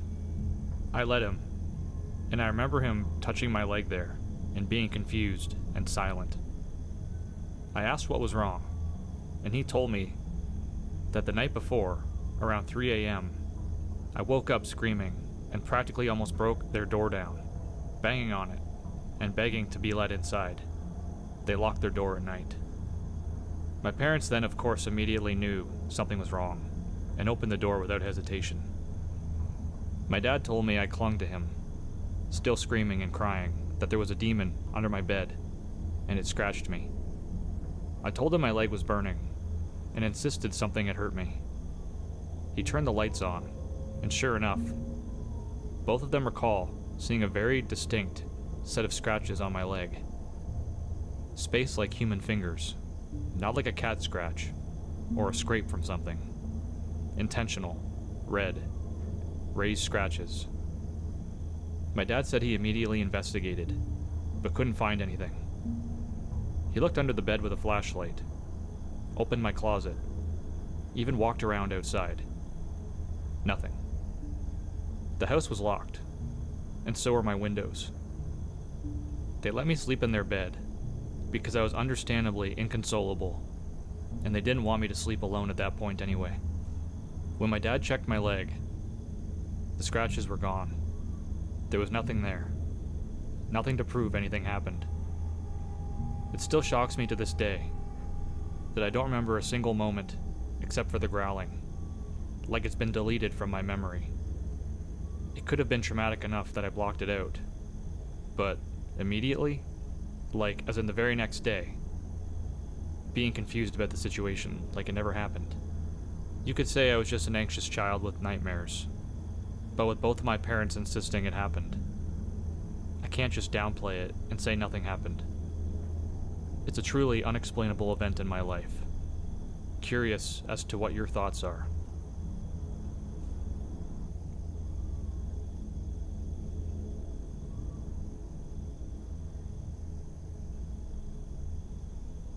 Hello, I am an 18-year-old female who just graduated high school.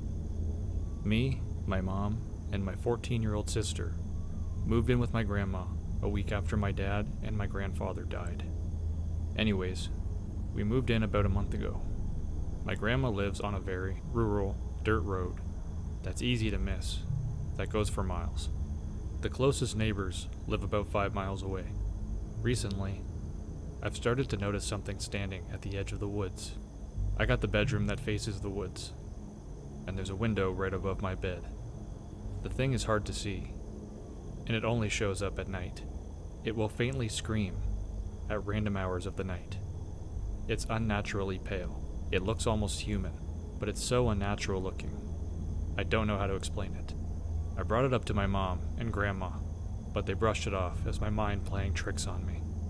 I would have agreed if my sister hadn't come into my room that night, complaining about a weird faint screaming noise. I went outside to see what it was, after trying to brush it off for 2 weeks. As I get closer to the screaming, it became weaker. I know this part is going to sound fake, but I swear, I could have saw a humanoid tall figure staring at me from a distance. My only protection was my 3-year-old Italian Mastiff and my iron bat. I ran back as fast as I could, and I could hear it chasing after me. Or so I thought.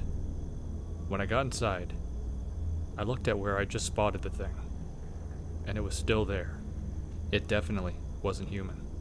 Me and my sister are thinking it's a skinwalker, but I'm not sure. It's still there, and I don't know what to do.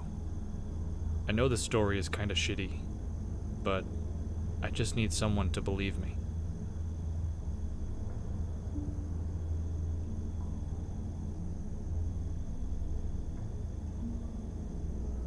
I'd like to preface this story by stating that most of this I don't really have much memory of, because I was very young at the time. But this is what my mother had told me transpired. Back around 1999 or the year 2000, I'm not really sure entirely which, but I remember watching Pokemon at the time, so it must have been around that time.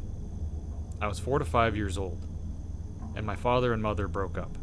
And so I lived with my mom in an apartment building in Oshawa, Ontario, Canada.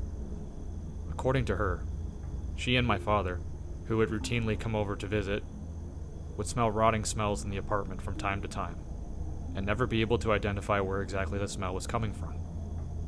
My mother would also walk by my room and hear me talking to someone. She would open the door and ask me who I was talking to. And while sitting at the edge of my bed sometimes, I would be facing towards my closet, and according to her, I would point at it and say, "My friend." She claimed some nights I would start screaming at night, and come running into her room, telling her about the black man in my closet, and I would beg to stay in her room. She said it sounded as though I was having a night terror every time this happened, with how loud and panicked I would yell. Around the time we finally moved out, which would probably also be sometime in the year 2000, as I have a memory of watching the movie Pokemon 2000, and we were still living in the apartment. She says she spoke to the owners of the building, and they asked why we were moving, and if anything was wrong with the apartment. And so she told them these situations involving me, and about the man in my closet, who I was apparently friends with. I use the term friends loosely. And their response is interesting, to say the least. They told her that a man had ended his life in my closet a few years before we got the place. That something had happened between him and his girlfriend. They believe it was a breakup or something along those lines. How he took his own life, I don't know. Now, I don't remember a lot of this exactly, but I do recall having vivid nightmares of that apartment, even after we moved, where I would be inside of it, and I would be unable to move, and something would be coming towards me, but I would never see what this thing was and wake up in a panic. I specifically remember 2 nightmares involving this apartment. Both are very similar in nature. The first one, I was walking down a hallway towards my bedroom, and for some reason the lights went out in the hallway, and I was unable to move. I remember hearing some kind of laughing sound, and having this feeling that something was coming towards me, but yet, of course, I couldn't run because I could not move in the dream. The other one, though, I did see what this thing was. In my other dream, though, I did see what this thing looked like. I was in my living room by myself, and I heard some noises coming from down the hallway, just like my other dream. And all I remember is hearing these noises and being frozen once again as a feeling of dread and fear came over me. The noises would become louder as they approached. Eventually, I remember seeing a large, dark hooded creature, sort of similar to how you'd imagine the Grim Reaper would appear, slowly creep around the corner towards me. And then as it approached me, I woke up in a panic. I think for a little while after we moved out, I did have genuine night terrors for a bit.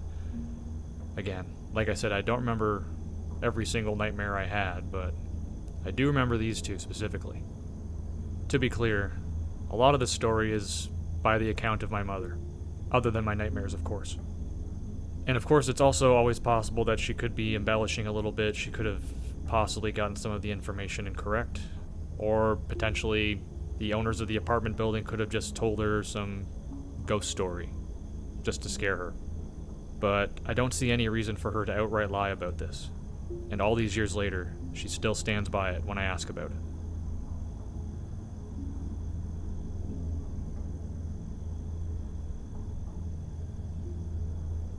This is a story my dad told me many times, and I thought I'd share it with y'all here.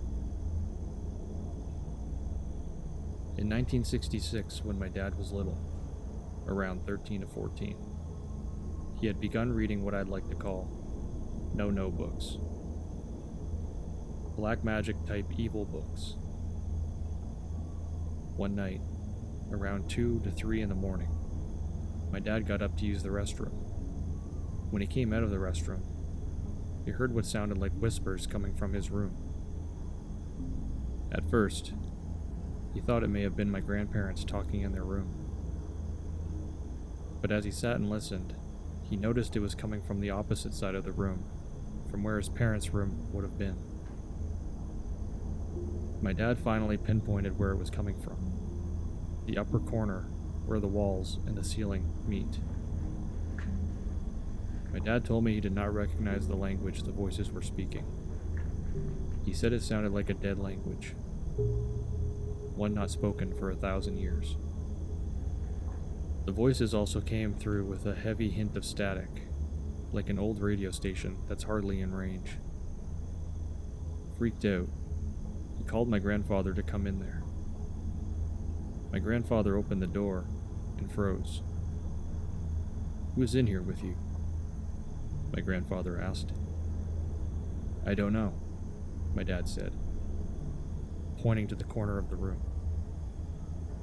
At this point, the whispers had evolved into normal speaking volume. My grandfather walked in and listened for a moment. "What have you been doing in here?" he asked my dad. Without speaking, my dad pointed to a book beside his bed.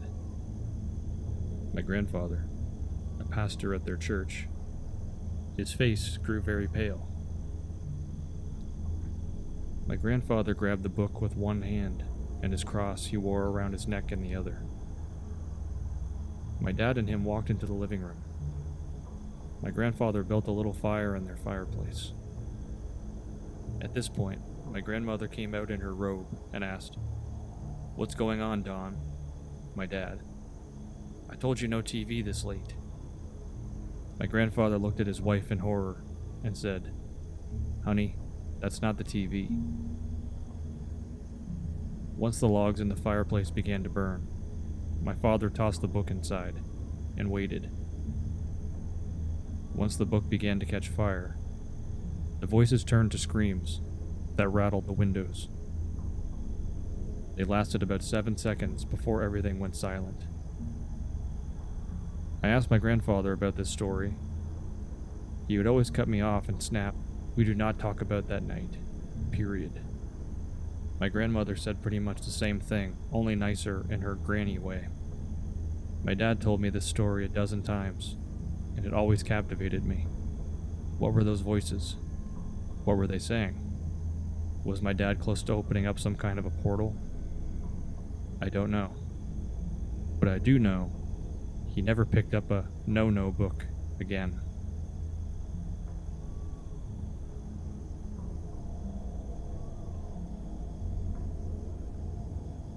I put this story somewhere around when I was in middle school, I believe. It was nearing the end of summer, soon to be going back to school.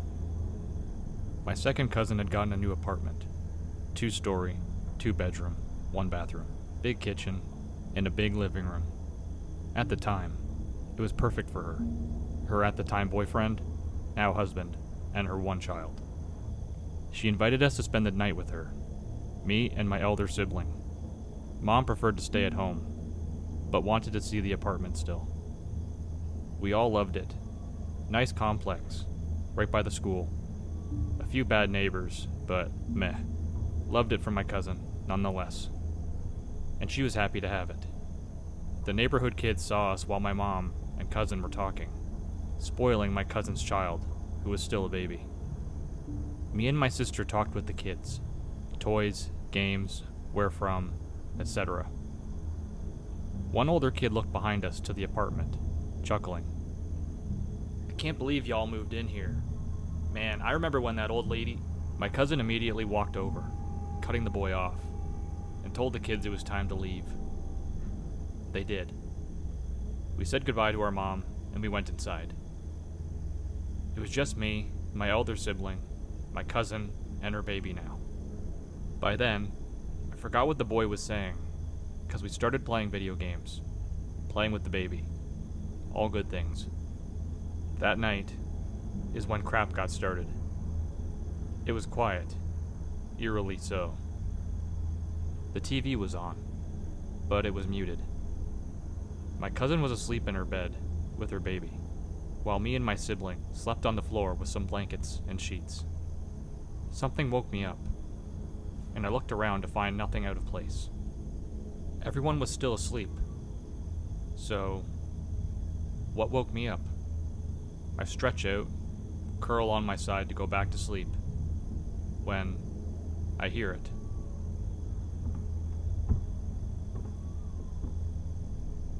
I could feel the sound on my hand. One of my hands was touching the hardwood floor, and I could feel a bit of the vibrations due to how thin the blankets were. My sibling was awake, looking over at me. "You hear it too?" they whispered. I lowered my head to the cover to continue talking, and not wake up my cousin. This is the conversation that followed, in whispers. How long has it been going on? I don't know, but it woke me up. I just didn't say anything since she hasn't done anything. By then, I felt slightly nervous, anxiously looking towards the closed door. Her boyfriend wasn't here. He was gone with friends since we spent the night. So, what was making the noise? Should we wake her up? Then my cousin said, "Be quiet and go back to sleep." Her sudden, yet sleepy voice makes me and my sibling flinch. I quickly lift my upper body up to stare at her, finding my cousin still laying down with her eyes closed. I was thinking about going to the bathroom, but hesitated. A lie.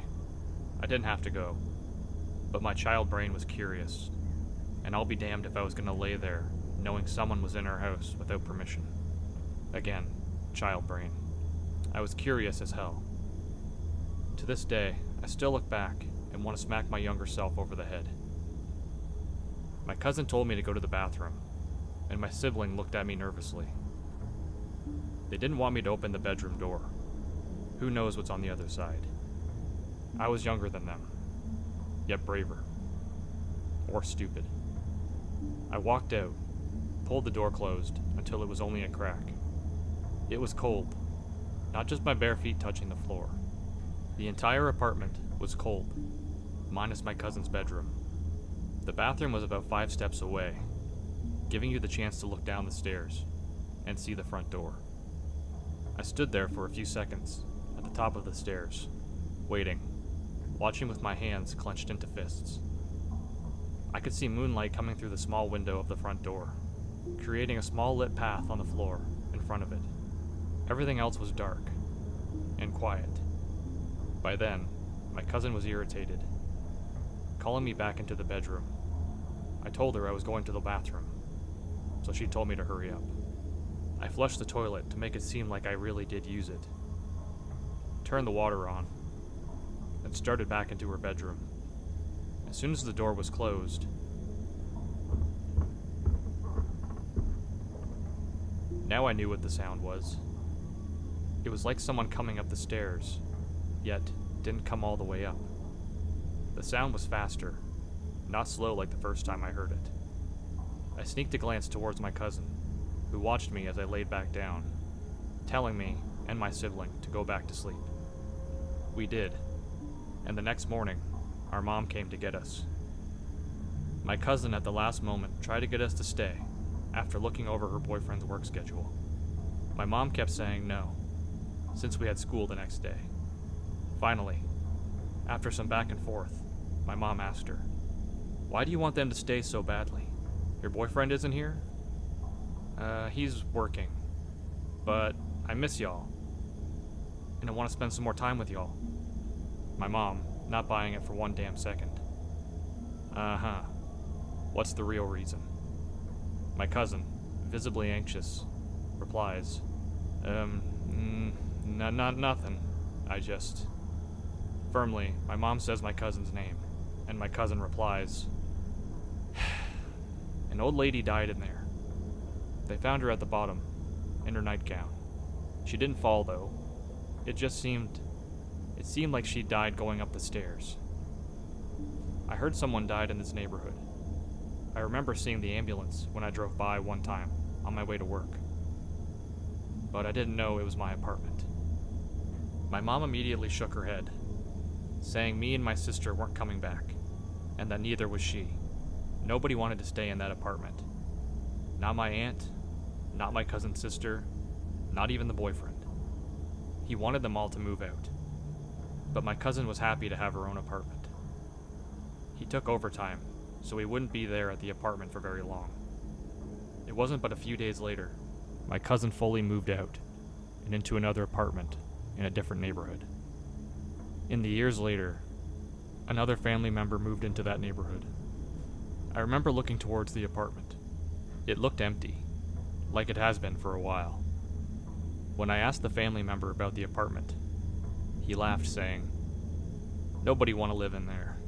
Everyone who lived or lives here says it's haunted." I stayed silent, only nodding slowly. The noise we heard while staying with my cousin were footsteps. Always sounded near the bottom of the steps. I stopped thinking about it. But now that I'm typing this out, I wonder, was it the old lady who was haunting the apartment? Why? Is she still there? Maybe one day, I'll drive through the neighborhood. Maybe things have changed these last few years.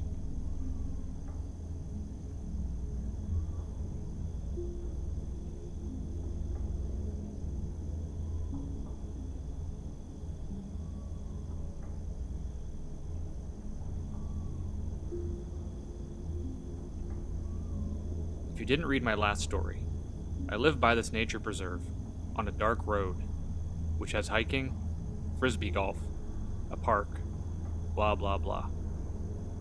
Now I'm going to be honest, if you thought my last story was scary, this one is downright terrifying. So, yeah. So I'm about 13 to 14 at the time, and it's summertime. And during the summer, me and my friends love to go on the trails at the nature preserve at night, because it's quite creepy, and we love adrenaline. Now, most of the trails are quite short, but one of them is 2.5 miles long, that goes through about half of the entire nature preserve. We've been scared to go down this trail at night, but this time, we finally decided to face our fears, and go for it. So we go down the trail, and the trail is this gravel road, and it's quite wide. So we are all next to each other, on our bikes, and it's about 6 of us. Now this trail is surrounded by woods, completely, and there is no light. And to make it extra creepy, we decided not to use any flashlights, which was a terrible idea, and you'll see why later on in the story. So we're going down this trail, and out of nowhere, we see about 8 deer in the middle of the trail, just standing there. For some reason, my friend has a fear of deer, and he's like panicking, and tries to go back. But we didn't want to let him go by himself. And we also didn't want to leave the trail, so we kind of forced him to stay. Out of nowhere, the deer start running into the woods, as if they were startled by a potential predator. And you know how when you're in the woods, you hear all the crickets, frogs, etc., right? That all went quiet. So it goes to complete utter silence, and we're all freaked the F out, standing in the middle of the trail, expecting a bear or something to pop out. We stay in the spot for about another minute or two, until all the sounds come back, and everything seems to be normal.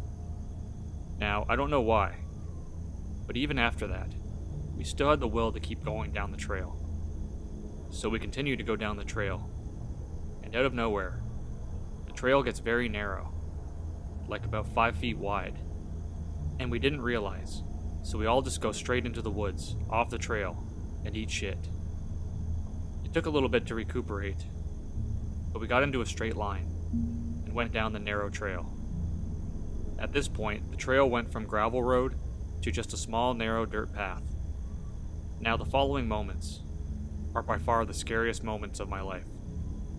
We're going down the narrow path, and I randomly look to my right and notice a bit of light, and noticed we are next to a road in the distance, meaning we are nearing the end of the trail.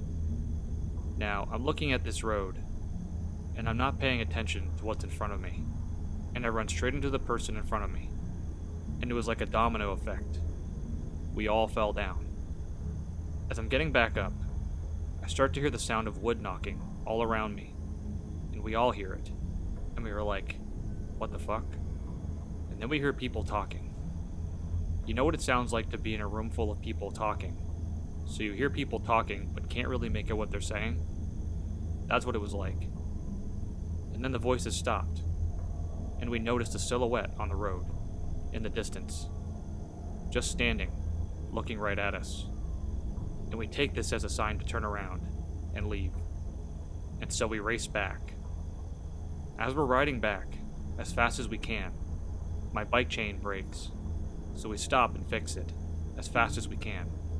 And as we're fixing it, the woods went quiet again, and I hear extremely heavy footsteps, and we book it the fuck out of there. As we exit the trail and get back onto the road that my neighborhood is on, we hear what sounded like a woman's screech coming from the trail, and we race home, and never went back to that trail again.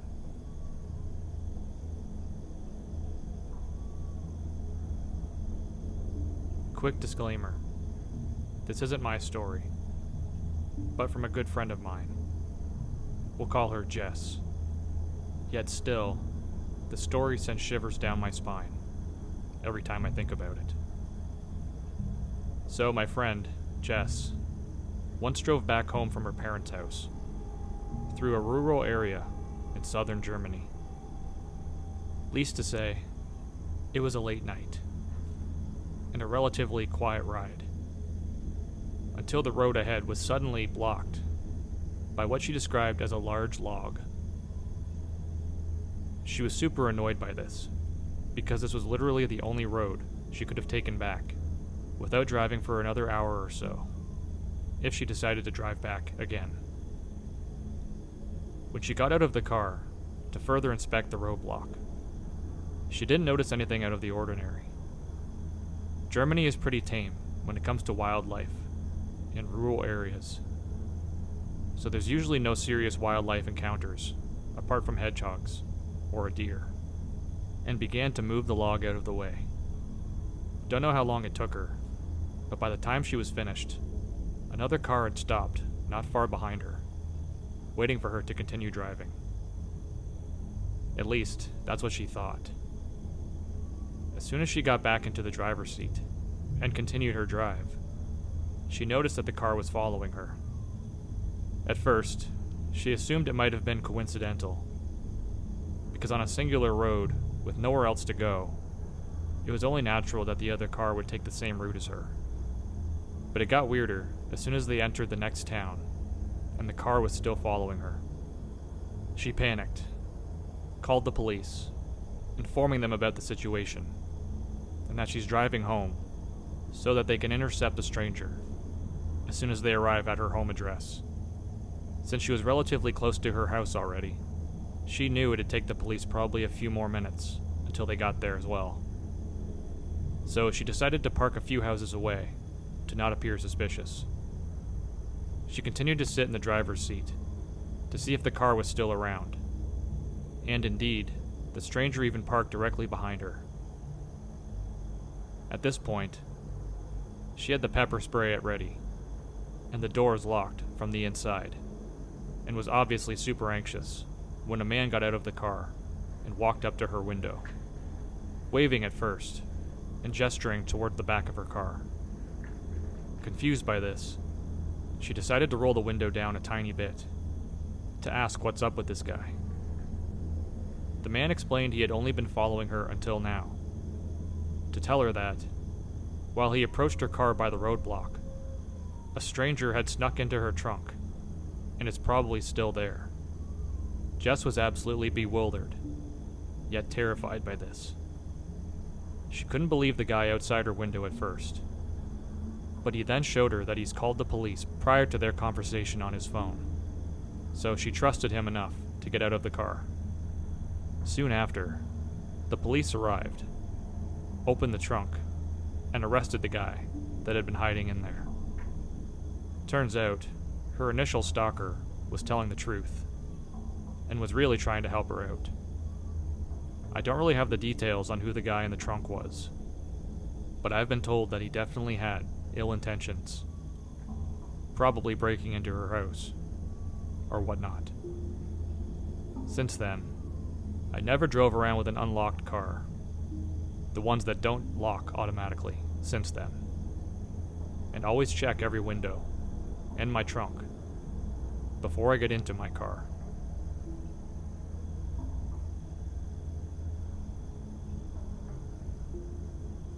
In around 2018-2019, I, a 25-year-old female at the time, was living in Nebraska, where I grew up. I lived in the largest city in Nebraska, but it was still essentially surrounded by corn and wheat fields. The city was expanding, so rich folks started building huge houses with giant properties on the edge of town as things proceeded to grow. All of that being said, I had a good friend whose parents' house was one of those big ones, right on the blurring line between the fields and the city. My friends and I were constantly hanging out at his place because it was fun. They had tons of property to ride 4x4s on, a hot tub, a huge living room for us to watch sports and have reality TV binge sessions, etc. Plus, his parents were super cool, and we could drink out there as long as we stayed at the house. It was tons of fun, even though I was, and still am, scared of the dark. So I would just not go outside after a certain time, because there was a little lightning, and the nearest neighbor was about a mile away. I always felt a weird energy driving to and from his place, if it was late at night, but never had anything happen. Until one night. The drive out there was a long winding, two-way road that had thick trees on both sides, and you pass one of the city's largest cemeteries on the way.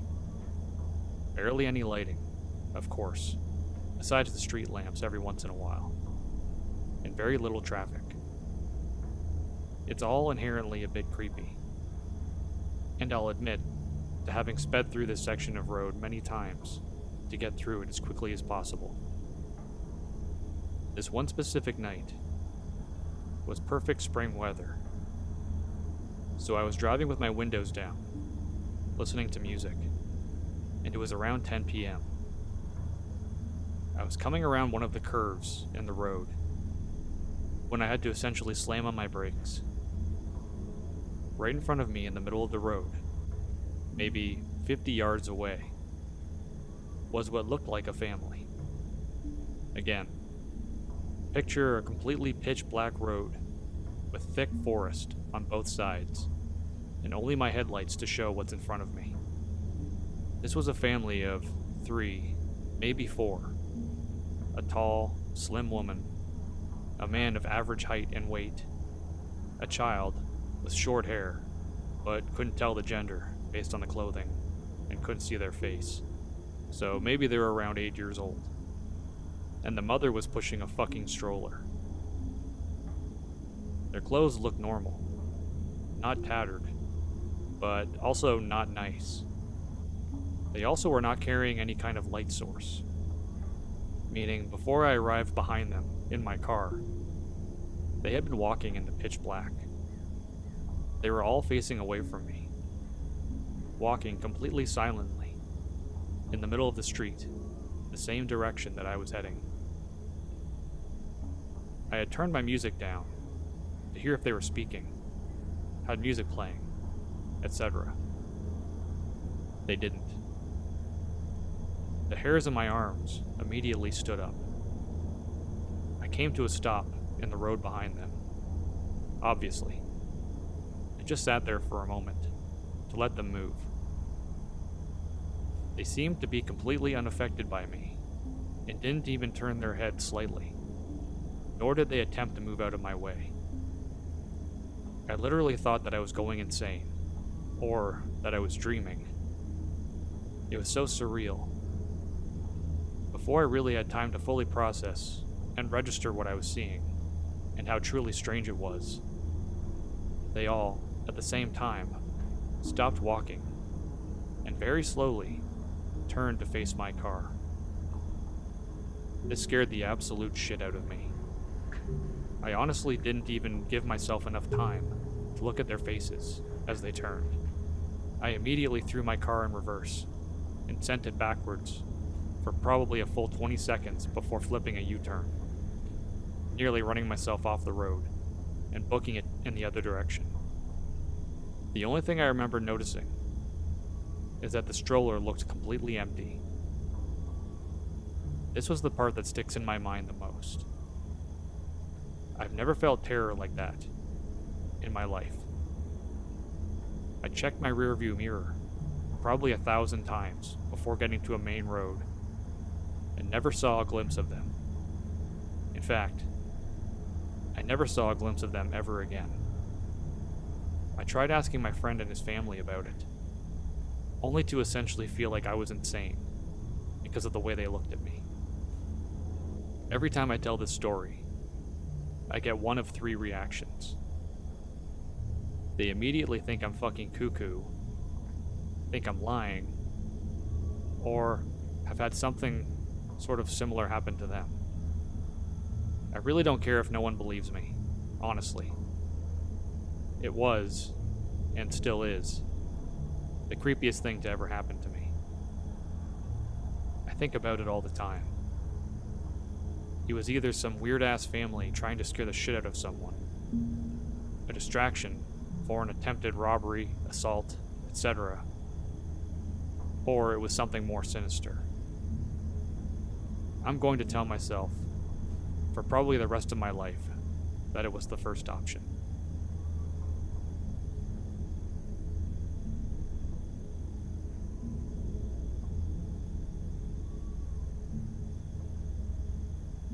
First part of this story got deleted, so I'm going to shorten it.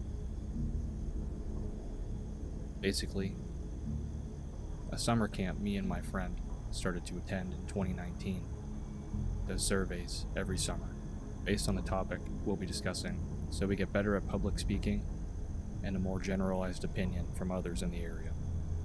Me and my friend teamed up with 2 counselors and hit the town. Our last stop was a Walmart. We talked to a bunch of different people. The most memorable was the second to last, an older man that asked for our names and all about us after he finished answering our questions. At the time, we were both 13, with hardly any concept of stranger danger, so we gladly answered about ourselves. Anyway, a few days later, an account popped up on our friend requests called Ed_Batiste. The account liked a bunch of old posts, commented a bunch of fire and rose emojis, and called us hot and sexy on our posts. It got to the point where they started to send dick pics, so me and my friend ended up blocking the account. Only a few days later, the account was permanently deleted. Didn't show up in our searches for it. That's why we thought it was the end of it. It wasn't. When we finally got back to school in August, we basically forgot the event altogether. Yet, again, this time on both of our Facebook accounts, we got a notice from someone named Ed Batiste wanting to be our friend. Immediately blocked that account again. but not before they had already commented lewd things on my baby pictures. Commented on how pretty my baby blonde hair was, how I looked good in short dresses, etc.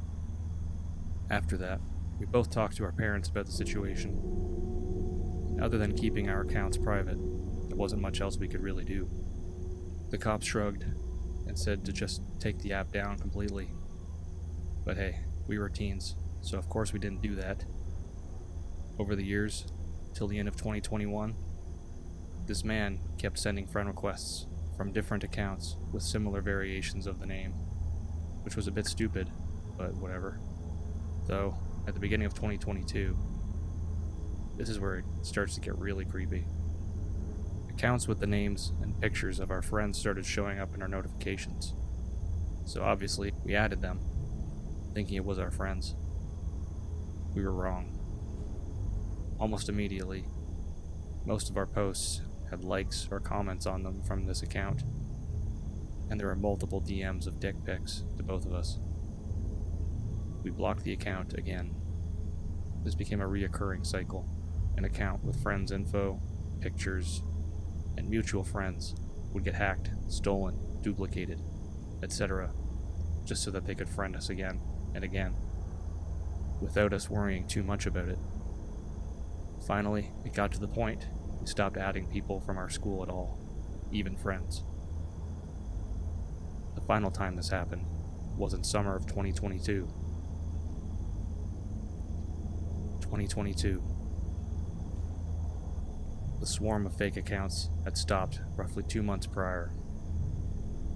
Seeing as this friend request looked legit by a school friend, I decided to try it out. My friend didn't. She was still wary, but I decided to give it a shot. The compromise was to fully delete our socials and get new ones if this account turned out the same. I was definitely a stupid 17-year-old, but try not to judge me too harshly. This account didn't spam our pictures, didn't DM us dick pics, just interacted with us like any normal school kid would. A like here and there on some of our new posts, a like on a story posted, never commented on posts. So finally, we thought it was over. Wrong. Strange things started to happen, and become more of an intentional thing than a coincidence. I would post a picture of me and a friend at the park. A couple of minutes later, a white truck pulled up in the lot, eerily close to my car's driver's side door. But we tried not to think too much of it. They were still a few spaces over. Me and my friend were on the swings, basically a straight line of sight to the parking lot. The truck lights remained on, pointed at us, for a long time. It got to the point that me and my friend finally started to get worried and anxious, so we hopped up from the swings and decided to take laps around the park instead. The car was far too close to mine for us to be comfortable chancing it to get in time. Mind you, it was about 10 p.m. at night, so we were the only ones there. We waited and roamed the park for nearly an hour before the truck finally drove away. That's when we raced to my car, and I drove home, looking behind me frequently just in case. This happened in early June, and it kept happening. I didn't really notice it though. I thought it was a one-off occurrence.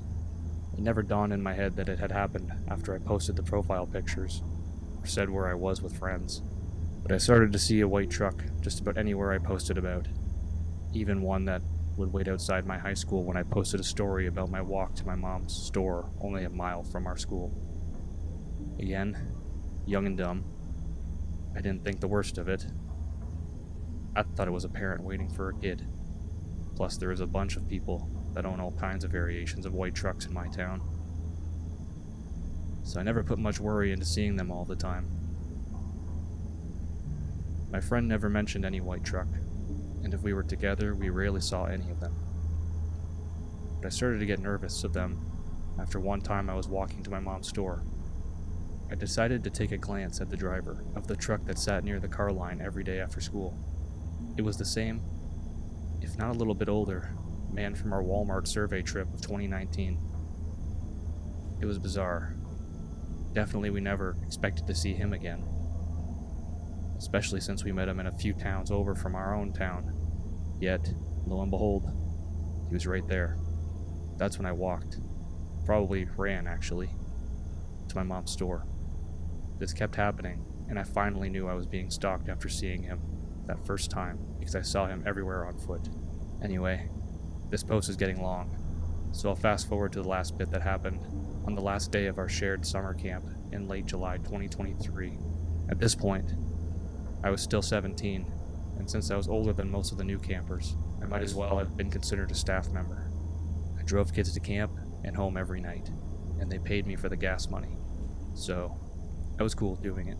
Didn't bother me. Since they were in the same town as me, and there was others further away, the counselors typically drove them home. This day, I posted all the last day campfire pictures right before I left, so I could try and save my phone that was suffering from glitches, lack of data, and didn't let me communicate or call others because my storage was so full. So I photo dumped a bunch of stuff, but it didn't fix the problem. My phone was essentially broken in all but name. It hardly worked, and I bought my current phone after this occurrence. On top of this, one of the older campers that visited on the last day didn't have a phone either, but he was in the car with me. In the back seat, I had 3 campers. One didn't have a phone either, and the other 2 were dead. One was charging theirs in my carport. But we didn't think much of it. Just turned on the radio full blast and gunned it back home. As I pulled off the back road of our camp, up to the intersection, the light turned green, and we went forward. In the lane next to us, a white truck that kept turning its lights on and off. It was a bit weird, so I sped up, but of course I didn't think much of it. Side note, my best friend, let's call her Anne for this, has a baby. Anne had her kid at 16, so at this point her kid was nearly a year old. Still very fussy in car rides and such. This becomes important later, because Anne was there for the last days of camp too. She left right before we did, when her baby became cranky. Eventually, I don't see the white truck behind me anymore, and I slow down a bit. It was nearly 9:30 p.m. at this point, late enough for the highway between our towns to be essentially empty. I have this back road that is a bit curvy that leads close to my house and directly to a rich neighborhood. It's streets I typically take to get back to my house from camp if I had no one to take home. It's streets I typically take to get back to my house from camp if I had no one to take home, and everyone that was a regular in my car called it the detour. It was quite pretty, with a bunch of full evergreen trees and wildlife. The kids, well, not really kids, but they acted like it, in the back were begging me to go on the detour, since it was the last day of camp. So I caved in, and I hit on my blinker, turning right onto the back road. Now listen, I'm not the safest person out there, so don't judge me. I'm still basically a kid too, but all the ones in the back loved to hang out the windows on the back road, so I let them stick their heads out of the sunroof, sit on the windowsill while holding the bars on the top of my car. I went slow, under 10 miles per hour, just so that they could do it and I not worry about them getting hurt. I mean, there was no one on the back roads. Cops never camped out there on those streets, and I was going under the speed limit by like 20, so there wasn't really any harm in letting them stick out the windows.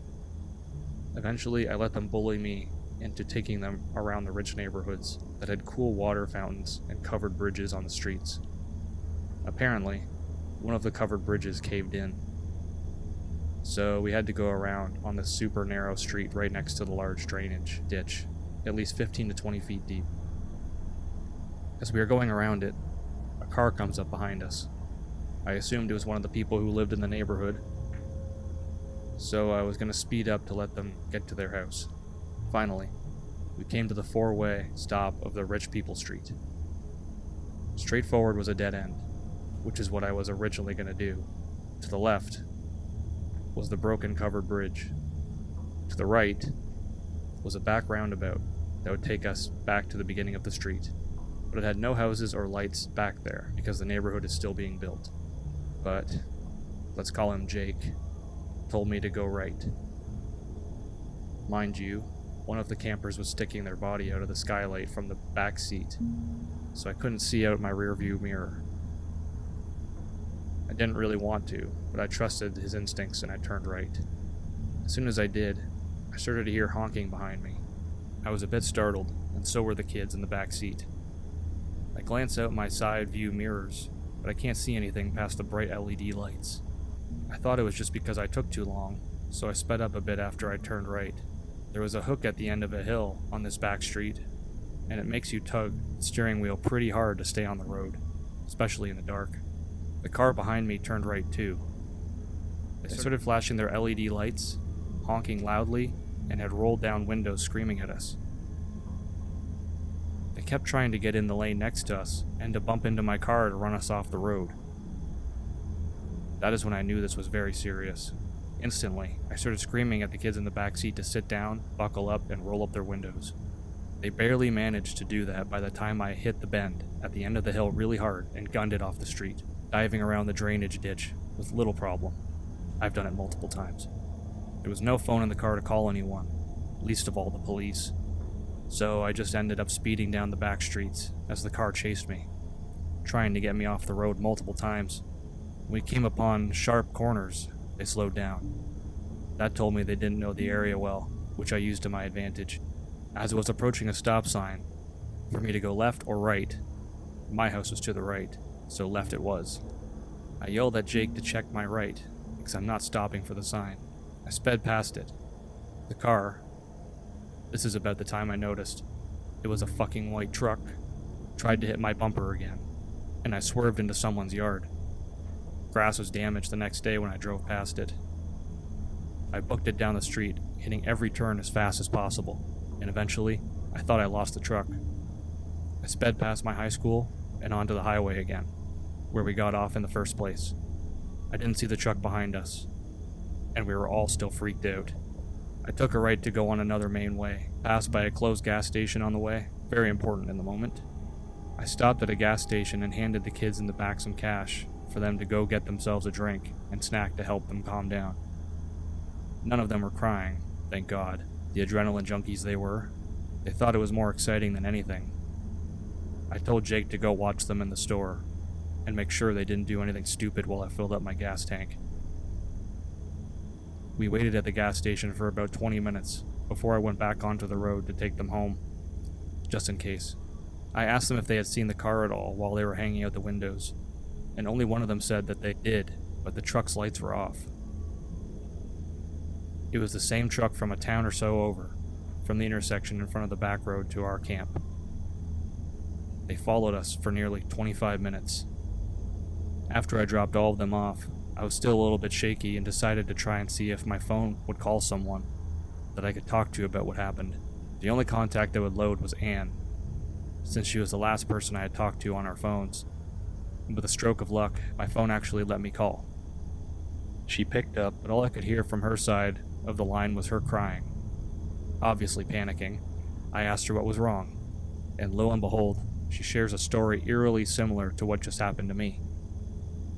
Apparently, Anne's baby started crying so loud she could barely focus on the road, so she pulled into the closed gas station I mentioned earlier, right outside of our high school. I sped past. She was giving her kid their bottle when a white truck pulled into the lot. Immediately she was wary because it was closed, and she was right. Less than 30 seconds later, this truck parked horizontally in front of Anne's car to block her in. She immediately started the car again, locked the doors, and pulled off over the grass curb, blocking her from the street. She was not chancing her baby at all. Anne told me that the only thing she remembered was the man that we had seen a few years ago in that Walmart, his eyes staring at her like she was just a piece of meat for him to have. As she raced home, the truck caught up to her. She turned on her back road, running out of gas, and the truck started to flash its lights, honk, and run her off the road the entire time.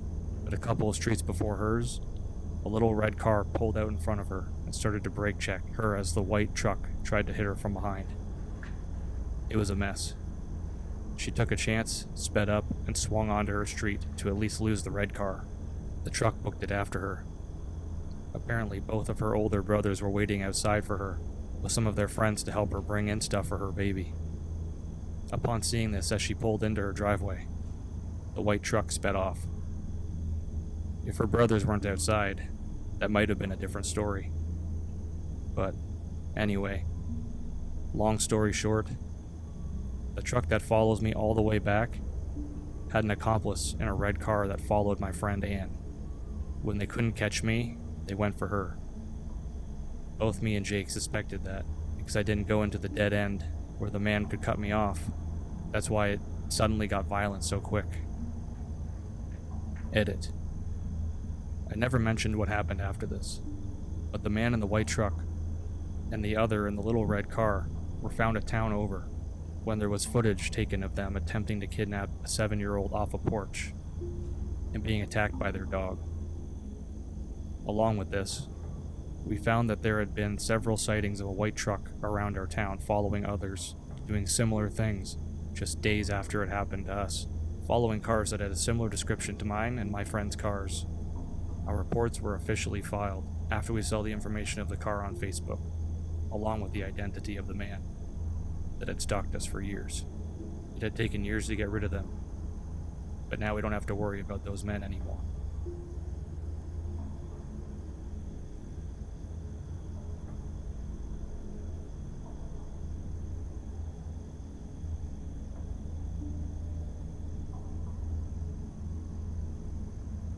Grocery store overnights.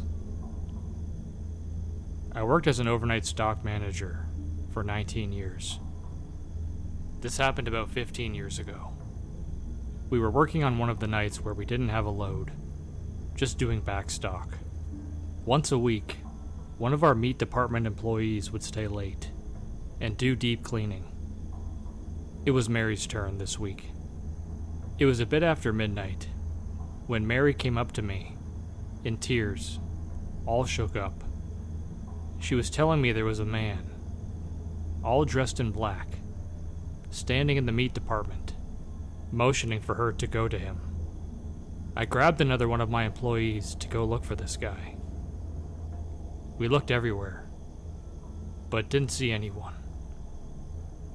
I reassured Mary that we looked everywhere, but didn't see anyone else in the store. But I still felt a bit uneasy about the whole thing. Our closing manager always does a walkthrough to make sure that no one is left in the store.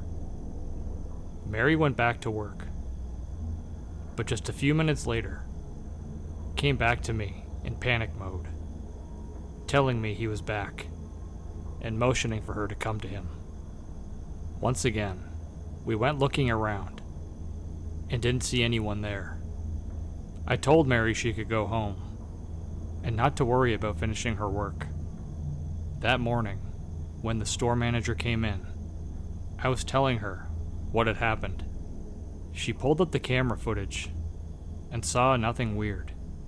She told me that Mary told her a strange story a few nights before that about a customer with a knife. We just thought that maybe Mary was just having too much stress.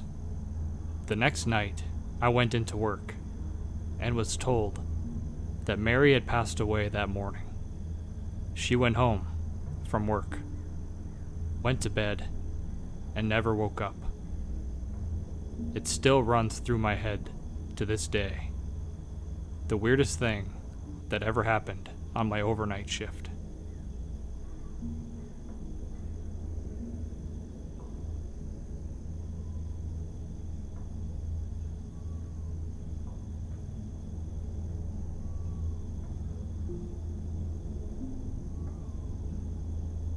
Every time I remember this event, I cannot stop thinking about it for hours on end, and I need to talk about it. I'm an adult now, but at the time of this happening, I was in the 6th grade, year 6 or 7, I believe, for anyone in the UK, during the presidential election and leading up to it. For the most part, it was a bunch of college idiots dressing up as clowns and scaring people in public. Unfortunately, my old friend and I had one of the more negative encounters at Aaron's house. We were walking around their neighborhood in the nice weather, just hanging out like we typically did. At that point in my life, I never would have been able to just go out with a friend and walk around the neighborhood when it was beginning to get dark if I had been at my own house. So we were enjoying the freedom. But that's when we noticed someone standing at the end of the street beside us, just watching, was a damn clown. Obviously, this would be scary to anyone, let alone two 12-year-olds. We tried to ignore him. We sped up and walked the other way, but he followed. We turned a corner and realized he wasn't too far behind, so we gave up being subtle and started to run back to my friend's grandma's house, and the clown ran too. Luckily, we hadn't gone too far from the house, and when we got inside, we locked the door, closed the blinds, and ran to tell my friend's grandma. Only issue is she had been sleeping, and she didn't believe us for a second. At the time, both of us only had iPods. I don't think either of us had a legitimate phone number, so we frantically asked my friend's grandma to call 911. She refused, still not believing us. And instead of grabbing the home phone and doing it ourselves, because again, two 11-year-olds, we didn't want to get in trouble, we ran back downstairs. Sneaking a look outside, we realized the clown was on the porch, and that's when we saw he was holding a knife. We, at that point, also ran to get a knife and a baseball bat they'd had, and we sat terrified as the grown man tried to open the front door. Perhaps one of the scarier parts of the night was when he realized he couldn't open the front door and began to walk around back. I can't fully describe how horrifying it was, watching him and realizing what he was about to do. So we both ran to the back door, locking it before we could show up. And he did.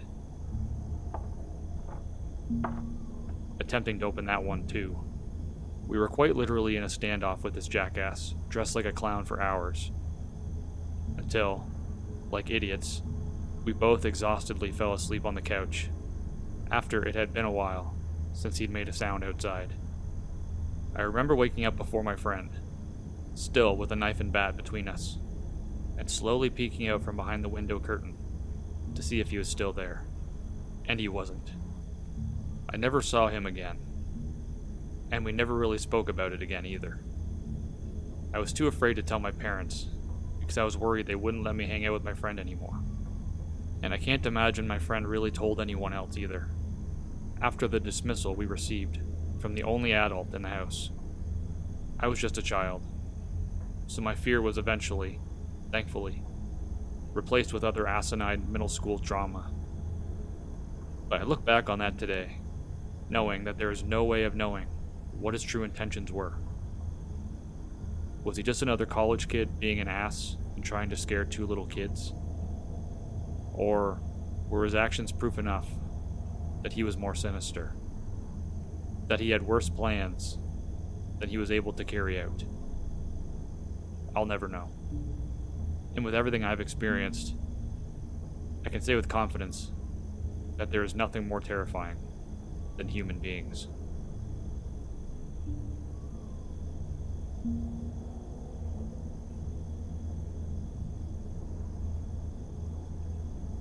This happened many years ago. I think I was 12 at the time. I grew up in a nice neighborhood, in an old 2-story Victorian house. We lived in the foothills of the Santa Cruz Mountains, on a corner of a quiet street. It was a cool area to grow up in, lots of nature to explore, and few fences to stop kids and their dogs from exploring it. I'm the oldest of 4, but at this time, my parents didn't think I was old enough to stay at home, taking care of them by myself for a night. So they hired a babysitter to watch us. I had a huge crush on her. She was 17 and gorgeous. So I was okay with dealing with that. It was just a normal summer night, warm and with a bright moon. It was late, probably around 11 p.m. My brother and sisters had gone to bed, and I was up reading, and the babysitter was watching TV downstairs. Me and my little brother shared a big room, on the second floor that looked out over the front yard. I was reading in my bed when suddenly my brother, in a frightened, tight voice, called my name.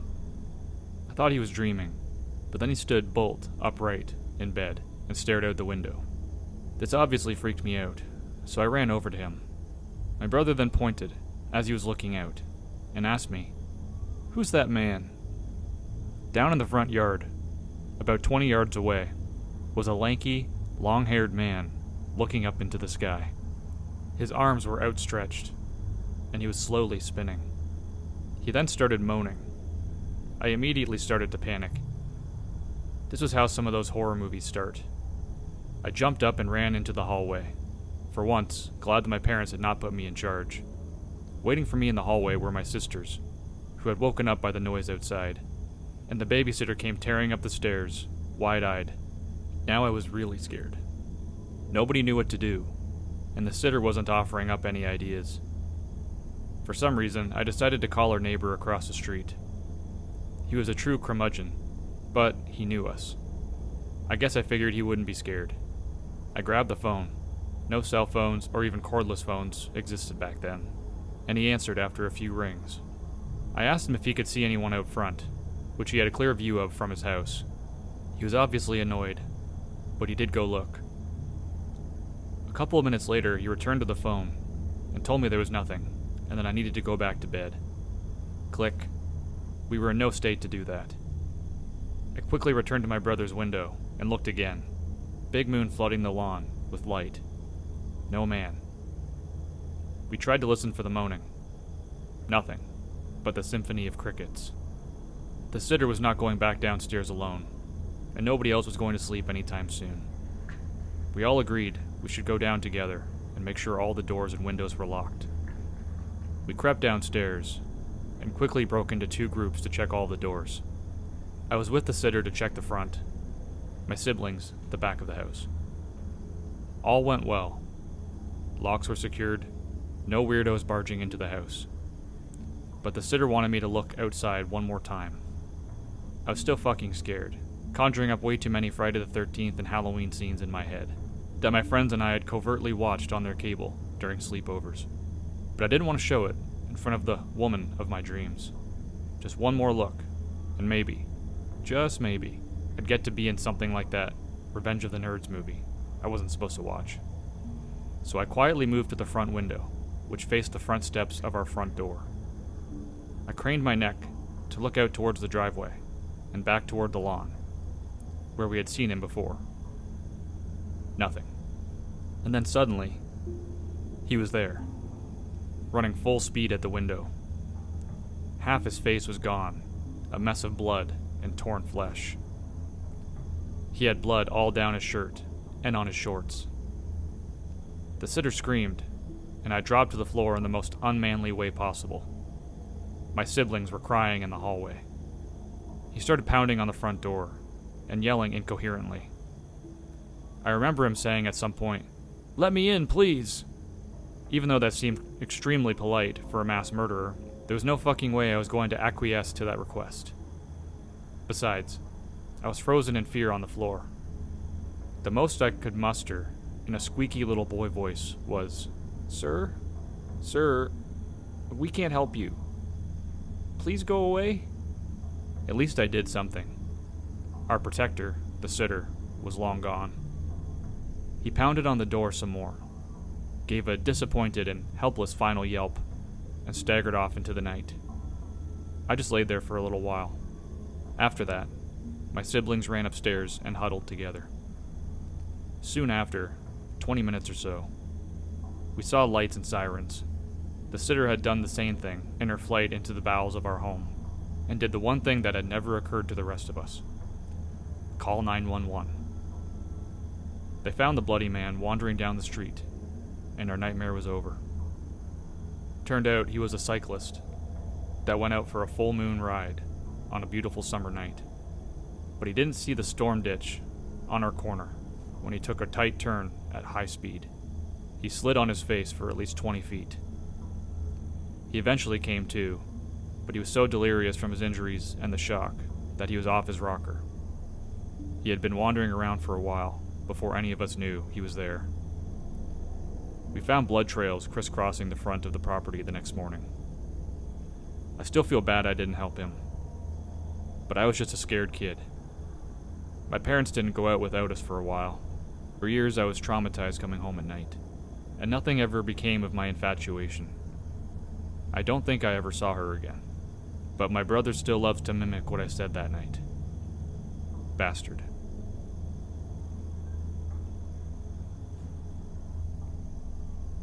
Remembering these words sends a chill up my spine. This was a few years ago. My husband and I were getting gas late one night.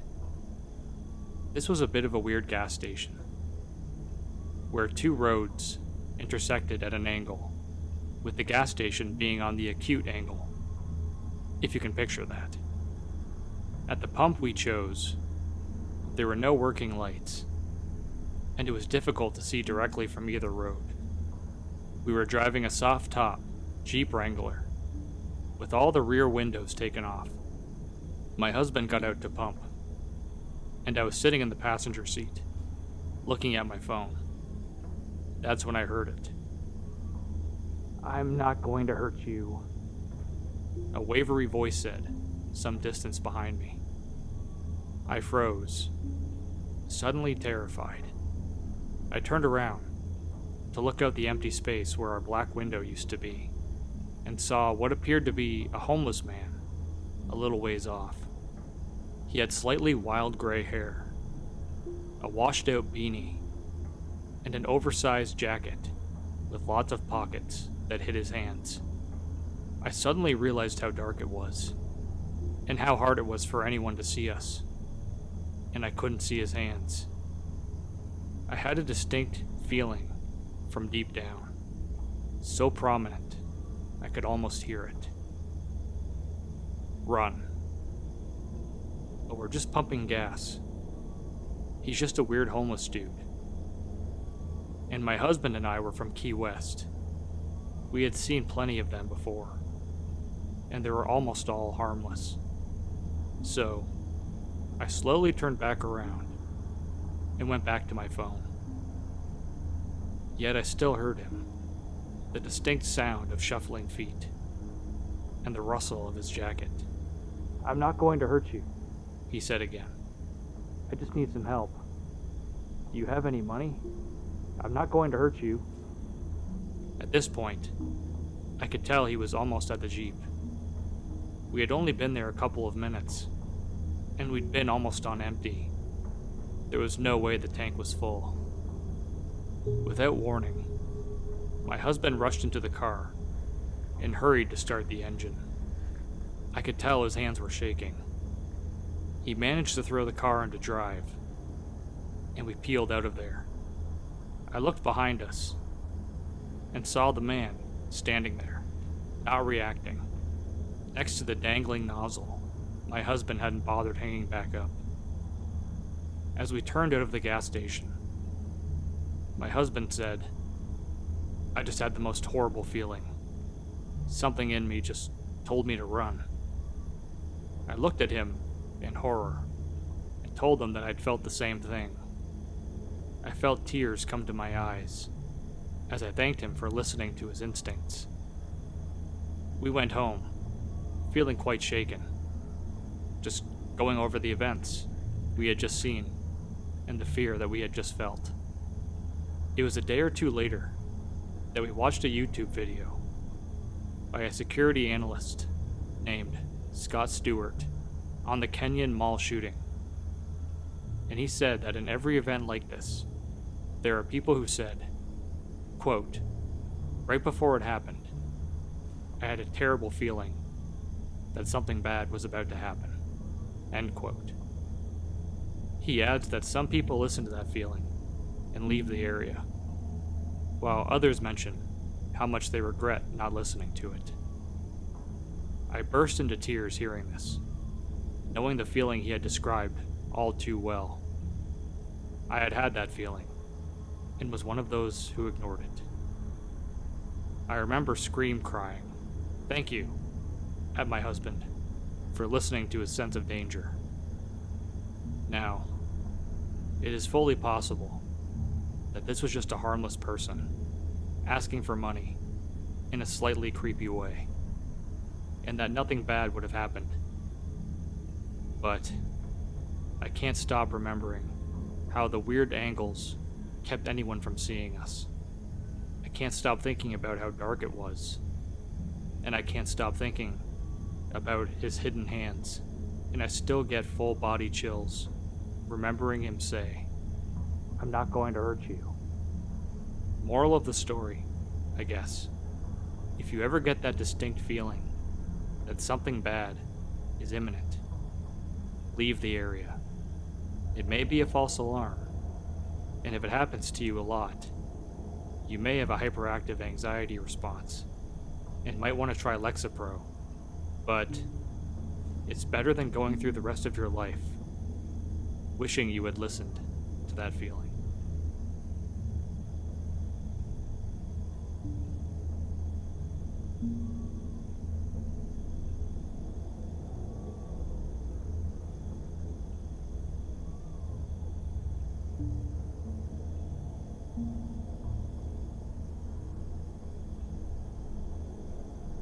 I will preface my story with the fact that my dad, a prominent surgeon in California in his time, had a business partner, another surgeon, who actually was in fact one of the victims of the Golden State Killer.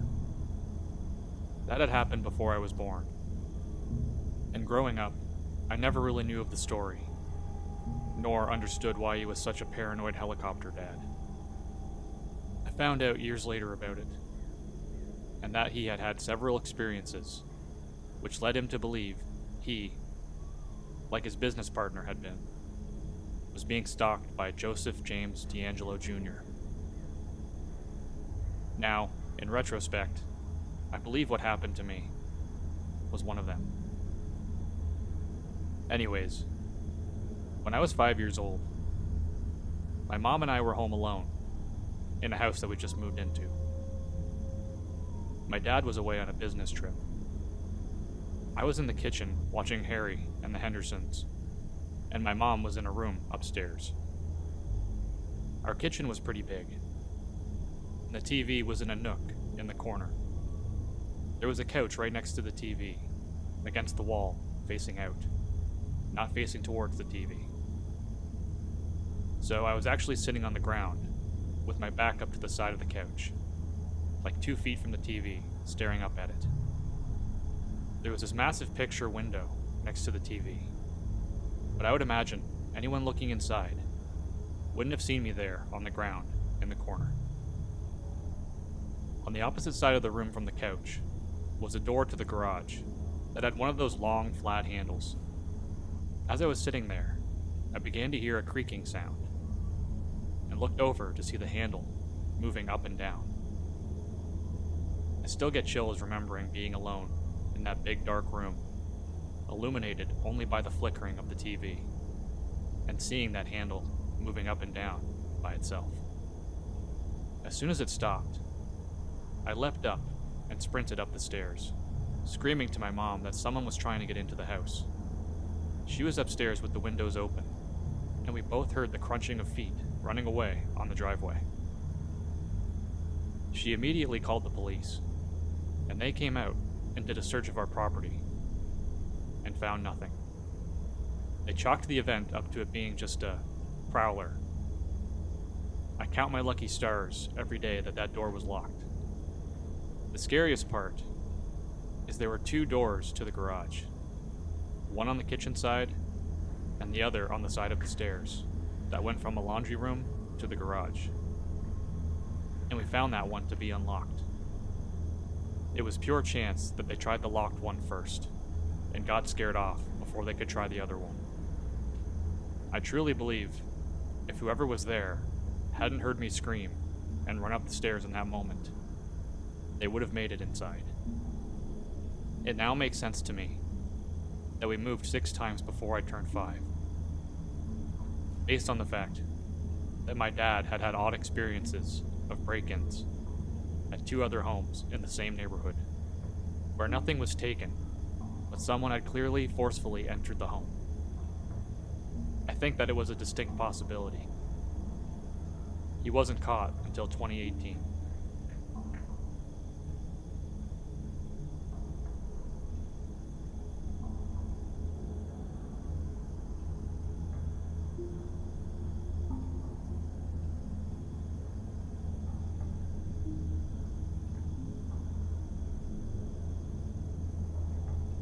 Hello.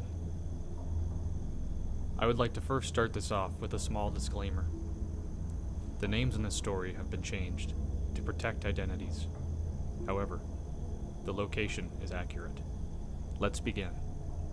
This story takes place on the shores of Lake Simcoe, Ontario, Canada, in a small town named Brechin. A town with a population of just over 800. This is very much your typical small, county-side town, with not much to it other than open fields, a small grocery store, post office, and a small restaurant. A short drive through this town, going north on Highway 12, is where my aunt and uncle live, specifically the east side of the highway, which is as specific as I'd like to get. Growing up, I always looked forward to going up there. It took approximately an hour and a half to drive, which was also something I enjoyed as well. Before I dive too much into this story, I'd like to state that I was never really one to believe in the supernatural or paranormal. However, after I was witness to the events I will get into, that would change. I would like to also state that I have no intentions on trying to convince anyone who reads this of anything. It was October of 2015, and my girlfriend at the time and I, along with some of my family, made the drive to my aunt's for the night to have dinner. We arrived late afternoon, and after greeting my aunt and uncle, I quickly began to set up the tent I brought along to sleep in, as there was more people at the house now than there is available sleeping space. So I offered to sleep outside in a tent with my girlfriend. Fast forward a few hours, and we have now finished our dinner and are gathered outside on the sheltered porch, enjoying a few laughs and each other's company. A bit more time has passed, and now the sun is set. My girlfriend excuses herself to go inside to use the washroom, which is in the basement. She knows where it is, and despite me offering to take her inside, she declines and goes in on her own. Shortly thereafter, she returns, but with a look of concern on her face. Now having rejoined everyone on the porch, she quietly pulls me aside. Having heard the fear in her voice, I quickly excuse us both. I go on to ask her what the matter is, clearly seeing something has startled her. She went on to explain that on her way downstairs to the washroom, she passed the den, which has an old reclining rocking chair in it. As she walked through, now having just passed the den and that chair, she believed she heard a noise, and after looking around, she noticed the chair was now moving slightly, and rising from behind the chair were 2 red lights, the size of eyes, which stopped at about 6 feet high. Needless to say, she never made it to the washroom. Instead, turned around and got out of there as quickly as she could. After she explained this, I tried my best to calm her down and reassure her that it was likely just the cat jumping off the chair, and maybe the red lights were something coming in the window from outside. She did calm down. However, I could tell she didn't buy what I was saying for 1 second. And in all honesty, I'm not sure I really bought it myself either. I have always felt something odd while at that house, but I always chalked it up to being a nervous kid in a house that wasn't my own. We joined back with my family, and tried to enjoy the last bit of the night, before heading off to the tent to go to sleep.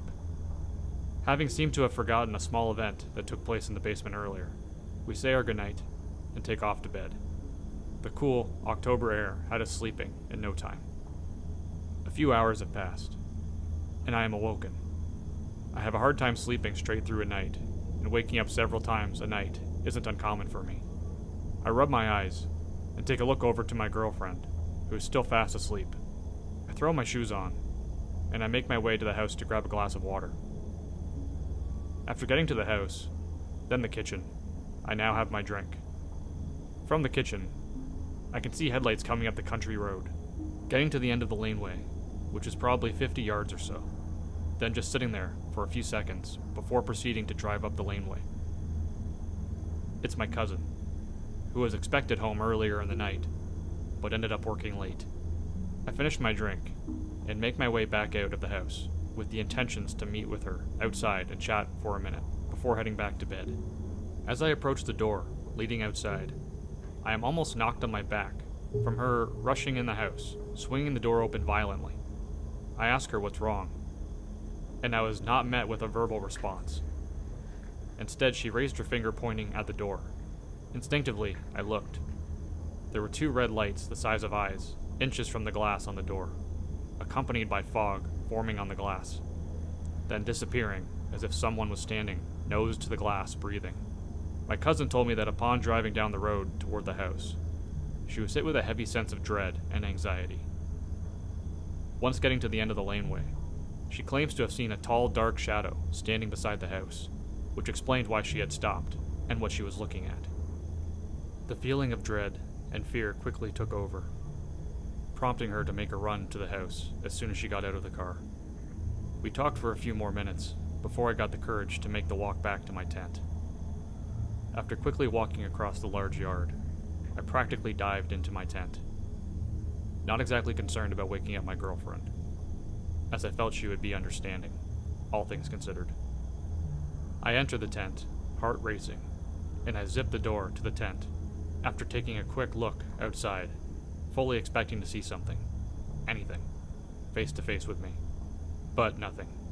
I let out a small sigh of relief, zip up the tent, and turn around, now facing my bed, and more importantly, my girlfriend, who is sitting up straight. I can't make out any features, but I get in bed beside her, under the covers, apologizing for waking her up.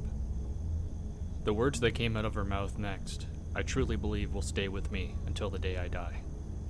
I apologize, and there is a short pause before she says, "I almost had her. I will get her next time." I sat there completely still, not making a sound. I've always heard of how fear can be paralyzing, but I always thought that just happened in movies. I learned that night that I was wrong. I reached over and grabbed my phone to use as a light. I got the nerve to now face my girlfriend, who is now far more visible, and I can see her eyes are shut. She appears to be sleeping, but still sitting upright and not moving. I thought, what should I do? And realized that there wasn't much I could do. I guided her to lay back down, and I attempted to get some sleep, but as I'm sure many of you reading this would expect, sleep didn't happen. The morning came, and a wave of relief came over me. My girlfriend woke up, and I had decided I wasn't going to bring anything up about what happened that night after she fell asleep. I didn't want to freak her out, especially because we were planning on staying again that night. That would not happen.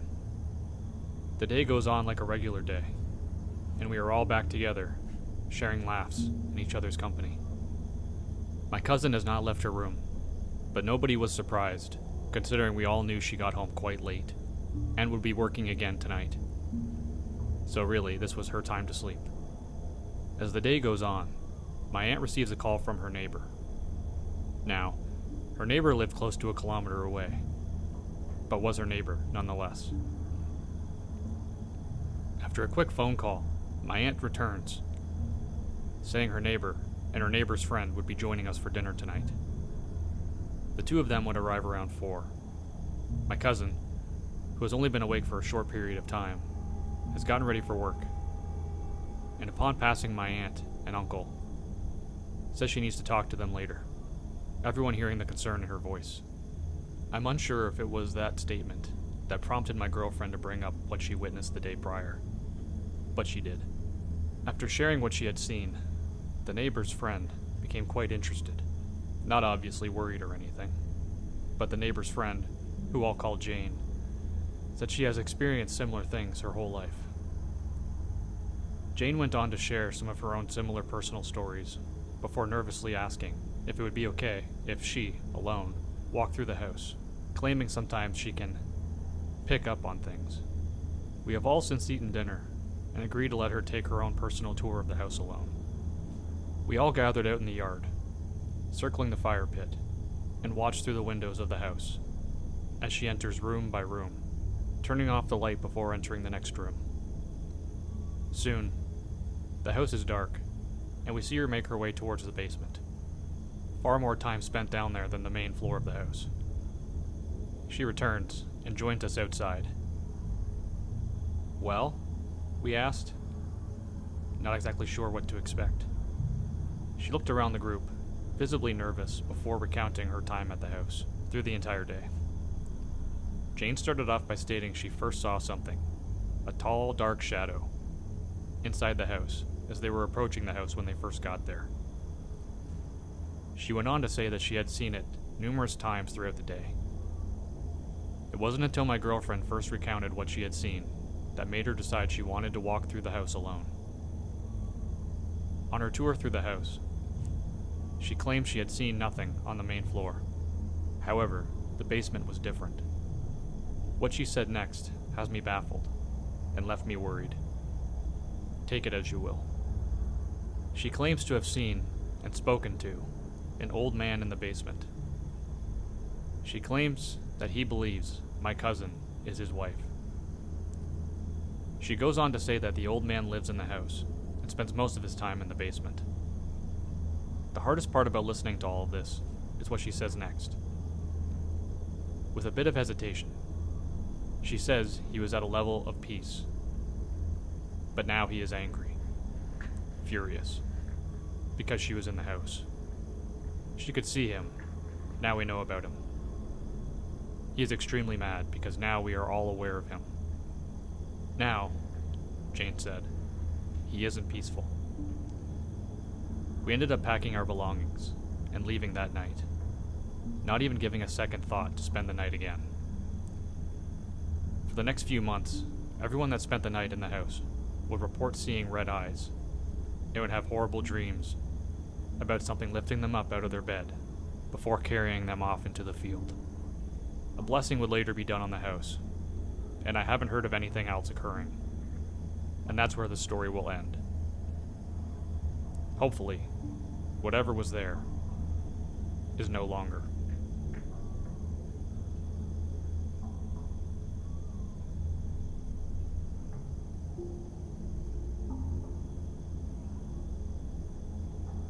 This story happened to me when I was a nursing student, doing my clinical rotation in the labor and delivery ward at a local hospital. My class was divided into 2 teams at the time, and the team that I got placed into was the night shift team. Of course, that night had to be extremely busy, that the OB triage suite desperately needed more hands on deck. My instructor sent me down to the triage unit to observe what was going on in the trenches of labor and lend a hand if needed. Pregnant women came through those doors like there was no tomorrow, and everyone was in a hassle. It was about 2 a.m. when a mother went into labor, causing chaos to ensue, as every licensed individual basically popped in to assist. The mother delivered precipitously, and both she and her baby were transported to a more controlled environment, so she can deliver the placenta as well. Lucky me, being the nursing student, I was given the fun task to clean up the room and get it ready for the next patient that may need it. Imagine a room that was just used to deliver, that was left in a complete state of disarray. I thought to myself, I'm going to need some help cleaning this up. Then came in one of my friends, reminding me that it was time for our lunch.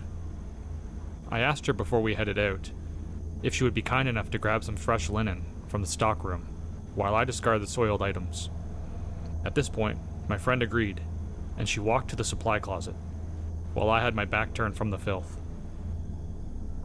As I turned towards the room to start the sanitation process, I was left in utter disbelief, as the room was in pristine condition, with fresh sheets and stocked supplies, ready to accommodate the next patient walking through the doors. I just stood there, frozen and confused, as my friend walked back in from the supply room. She immediately looked at me and said, "Are you fucking kidding me?" as she stared at the basically brand new room. I just turned to her with my eyes wide open. Without any more convincing, she tossed the fresh linens inside the room, and we sprinted to the nurse's station, both pale and out of breath. We told the charge nurse what happened, and she just responded with a stare and smirked. I am aware that night shifts sometimes mess with your mind due to sleep deprivation, but this was an experience that was witnessed by more than one person. This is the weirdest experience ever, and I dare say, I am not becoming a labor and delivery nurse anytime soon.